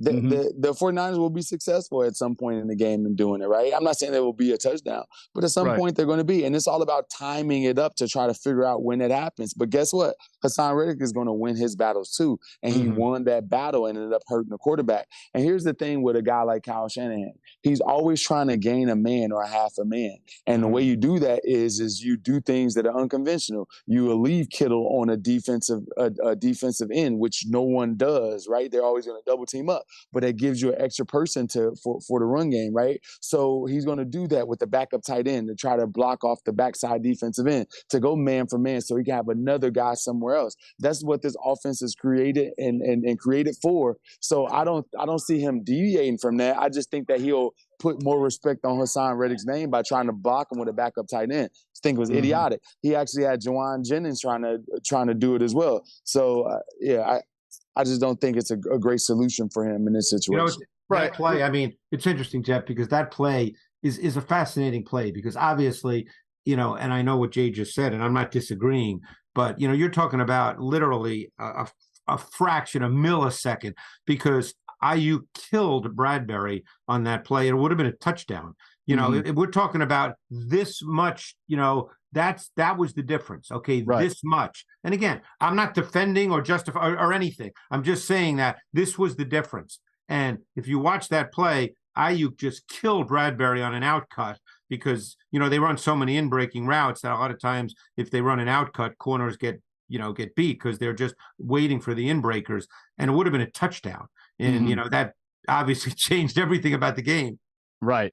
Jay, just real quick on that, because I've been thinking about that play ever since also. And if you look at the schematics of it, right, it's a play action. It starts off as a play action, fake handoff to McCaffrey. So McCaffrey's not involved in the play other than being a play action decoy, right? I mean, he's not getting the ball. He might be your best playmaker. And Debo was running orbit motion. He's not getting the ball. He's one of your best playmakers. If they keep Kittle in instead to block, right, instead of Kraft, was it Tyler Kraft? Was that who it was? Right. Let's say they keep Kittle in, a better tight end to block, to your point. Now you've got three of your best four players who are technically not supposed to get the ball. And yes, Ayuk would have had Bradbury, but I always thought the design was, well, if I'm going to have McCaffrey and Debo not get the ball here and be part of the play, I got to have someone who can at least beat somebody then so that my quarterback can go throw it, right? Well, so hold on, wait a minute. Okay, no, that's my rationale. Brandon Ayuk is one of the best route runners in the league. Right, but don't you want more than just one good option? But here's the thing: when it comes to that, we have a dynamic pass rush, and once you're down the field, when you're down the field throws, you only need 2 targets, right? Because now it's only 3 defenders back there. Right. So yeah, I get your point totally. You want more guys, your explosive players to get the ball. But what I'm saying is that Brandon Ayuk is one of your explosive players, and he's their route technician. He's the guy that they're going to call on in a third down situation, or when they need a critical slant route or a critical dig route. They're going to put the game on him.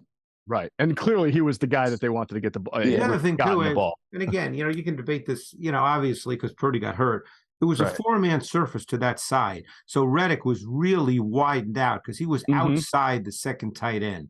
Right. So again, you can, because of the result, and I'm not taking sides. I'm just saying because of the result, it's easy to rip Shanahan and the play call because of the result. If it was this much of a second difference and it was a touchdown, people would be saying great play call. Yeah. Yeah. And I guarantee you they ran that play against somebody at some point in the season and it'll work perfectly, right? Against a good pass rusher too. Yeah. But no, it didn't work. And obviously that changed the entire game in favor of the Eagles. But go ahead. Hey, Greg, I just wanted to mention this because we lost Trent Williams. Myles Garrett gave him the blues this year. Oh, yeah. But that's Myles Garrett. You're dealing with 2 Hall of Famers. That happens. Yeah. Happens. It's funny you say that, Jake, because so many times, because I watch so much tape, people don't understand. You do. You played. I didn't, but I sit and watch tape. I've been doing it for years. How good these players are. Sometimes good players get beat. That's just the way it is. It happens. Yes. It doesn't mean it's bad coaching or a guy stinks or, these guys are good. These guys are good. Yeah. Speaking of, I just have to bring this up because it stuck out to me as before we get into our picks and everything. There was a play the Eagles ran last week against Buffalo, a running play to the left side. It was out of 21 personnel, the pony package, I believe. Yeah. It was a really well-designed play, and the only thing that didn't make it a really good play was that Jordan Mailata did not put a block on, was it Bernard? I think it was a corner or a much smaller man than him, and he actually got thrown over by the. Do you guys remember this play? No. He kicks out to the left, Jordan Mailata, and the DeAndre Swift goes in motion to the right. The ball gets pitched to, I believe, Boston Scott, who takes it up left side. He winds up only getting 4 yards, pushed out of bounds by the defender who knocks Jordan Mailata over to kind of force him out of bounds. And it's just one of those things that you mentioned, like guys get paid. Like you would never expect Jordan Mailata at 350 to get put on his ass that was on a kick out by a linebacker. The 36-yard run by Swift? Yeah. Eagles ran the exact same play on the next play. And Driscoll just could not hold up Ed Oliver long enough, or it would have gone for another maybe 20 yards. So I mean, this is what happens. Right? Win some. There's some guys that come down and give you the business. And I know Greg remember what was Adrian Wilson. You mean the Cardinal safety? Cardinal safety would come down and give guys the blues when it comes to run blocking. Cam Chancellor was a guy like that. There's a lot of guys that have known for knocking linemen out. So if they're coming down with more force, and if they're not afraid of contact, they'll be all right. One thing, Jeff, and then we'll get to the rest. I didn't play professional sports, but I played in high school and college. When you play sports starting at a young age, you realize sometimes you win and sometimes you get beat, and you got to deal with it. I mean, that's just part of sports. You don't win. That's one reason I just wasn't, baseball was probably my best sport, but I couldn't understand why I couldn't hit a line drive every time. So therefore I would go crazy, so I just didn't, but that's sports. Yeah. Same pitch too, right? For one, you're knocking into left field. The other one, you're striking out, and you're like, it's the same exact pitch. How does that happen? I just, I didn't understand it rationally, Exactly. All right. Well, let's try to make sense of the last part of this show here. And it's the most, illogical part of the show where we do our picks and then hope that maybe it turns out to be correct in the end. We're going to start with our player of the game segment here, again, sponsored by our friends at Garage Beer. It's beer flavored beer. So find yours at drinkgaragebeer.com. Jason, I'll start with you. Who's your player of the game, buddy? I am going to go with Devontae Smith as my player of the game. The reason I'm going to go with him, I just think that his matchup is great, and he's been peaking the last couple of games. If you can play this well in critical situations like Devontae have, he's basically had like game-deciding plays the last 2 weeks. So I think that he's like ripe to continue to flourish. So with Embry Thomas Gardner. All right. I think Eagles fans are happy to hear you say that. Greg, who would be your player of the game? Did I pick Deebo Samuel? You did pick Deebo Samuel. Yeah, I went back and forth on this game, with who's going to win, and I at least a good minute and a half on this one, Jeff. And I just ended up with Deebo because I think the way he's deployed is really interesting, and I think he could be a big factor in this game. All right. Well, that's like triple overtime for you on this decision. I know. Adam has been bullish all week long on Christian McCaffrey, both as a runner and a receiver, for good reasons. He's probably the best at it at his position. So Adam has Christian McCaffrey as his player of the game. And I'm going with DeAndre Swift. I think we all made the point last week. It seems like the catalyst to some of their most important drives last week was DeAndre Swift. And I don't think the Eagles are just going to come out and try to throw the ball 1,000 times, throw ball fight here early on against this 49ers defense. I do think DeAndre Swift will be involved, and he's chasing some good milestones here, close to 1,000 yards. So DeAndre Swift, my player of the game. Now we'll get into our picks. Again, the Eagles are 3-point underdogs. Over/under of 47. Jason, I'll start with you as you're starting your ascent to your airplane. To my gate, yeah. Yeah, what do you got? I am going 33-27 Birds. Taking the Eagles, 33-20. That's a big over right there, too. That's 60 points right there, and Eagles, of course, covering. Awesome. Again, appreciate everything. You can go to your gate. Have a safe trip back to Philadelphia. We need you, brother. Thank you, guys. Talk to you soon. See you, Jay. See you, Greg. Greg, You're up. Who did you take in this game? And I'm just like you, by the way. I went back and forth. And even when I made my pick in the podcast, I wasn't confident. I truly went back and forth because to me, this is such a pick'em game. And unless crazy stuff happens, you can never, turnovers, fumbles on special teams, who knows? I think I picked the Niners 30-27. Did I do that? You did pick the Niners 30-27. Yeah, and I could have picked the Eagles 30-27, and it would have been the same thing. I guess in my mind, and I could be dead wrong, I'm struggling with how long the Eagles defense was on the field last week. And, and I'm just kept coming back to the fact that they're going to have to play a physical running team. And look, obviously we're early in the day, so we don't know the inactives, but I can't imagine Fletcher Cox coming off a groin at his age, even if he gives it a go, is going to be able to play meaningful snaps. Right. So I'm just thinking, God, Carter, who's a great player. That's not my point. And I thought Jordan Davis in the overtime last week, after playing all those snaps, made 3 unbelievable plays. But I'm just thinking, man, that's a lot of snaps. And, it is. And so, again, I could be dead wrong, Jeff, but that's what went through my mind. All right. So you have a push for the Niners because they win by 3. And it would be an over with the 57-point total. We'll see how it goes. Adam, who is 10-1, by the way, Adam's beating us all in the pick'em here. He's 10-1. He has the Niners winning 27-24, also going over and a push for the Niners. And listen, a viewer of Inside the Birds or a listener pointed out this week that he heard my prediction on the pod and said my heart wasn't in it. And I get why, because like you, Greg, it's been consternation all week trying to figure this out back and forth. I'm picking the Eagles to win. I have them winning 27-24. So I have them obviously covering winning outright over the 48. We're all over on the 48, which is interesting. I sort of feel like they win this game, but then maybe pay the price for this string of games as they have to play Dallas and Seattle in the coming weeks for that. So I do see the Eagles winning this game. They're just on such a streak and they're finishing as well as any team in the league right now. So until they prove me wrong, I'm going to pick. And wait, aren't Dallas and Seattle on the road?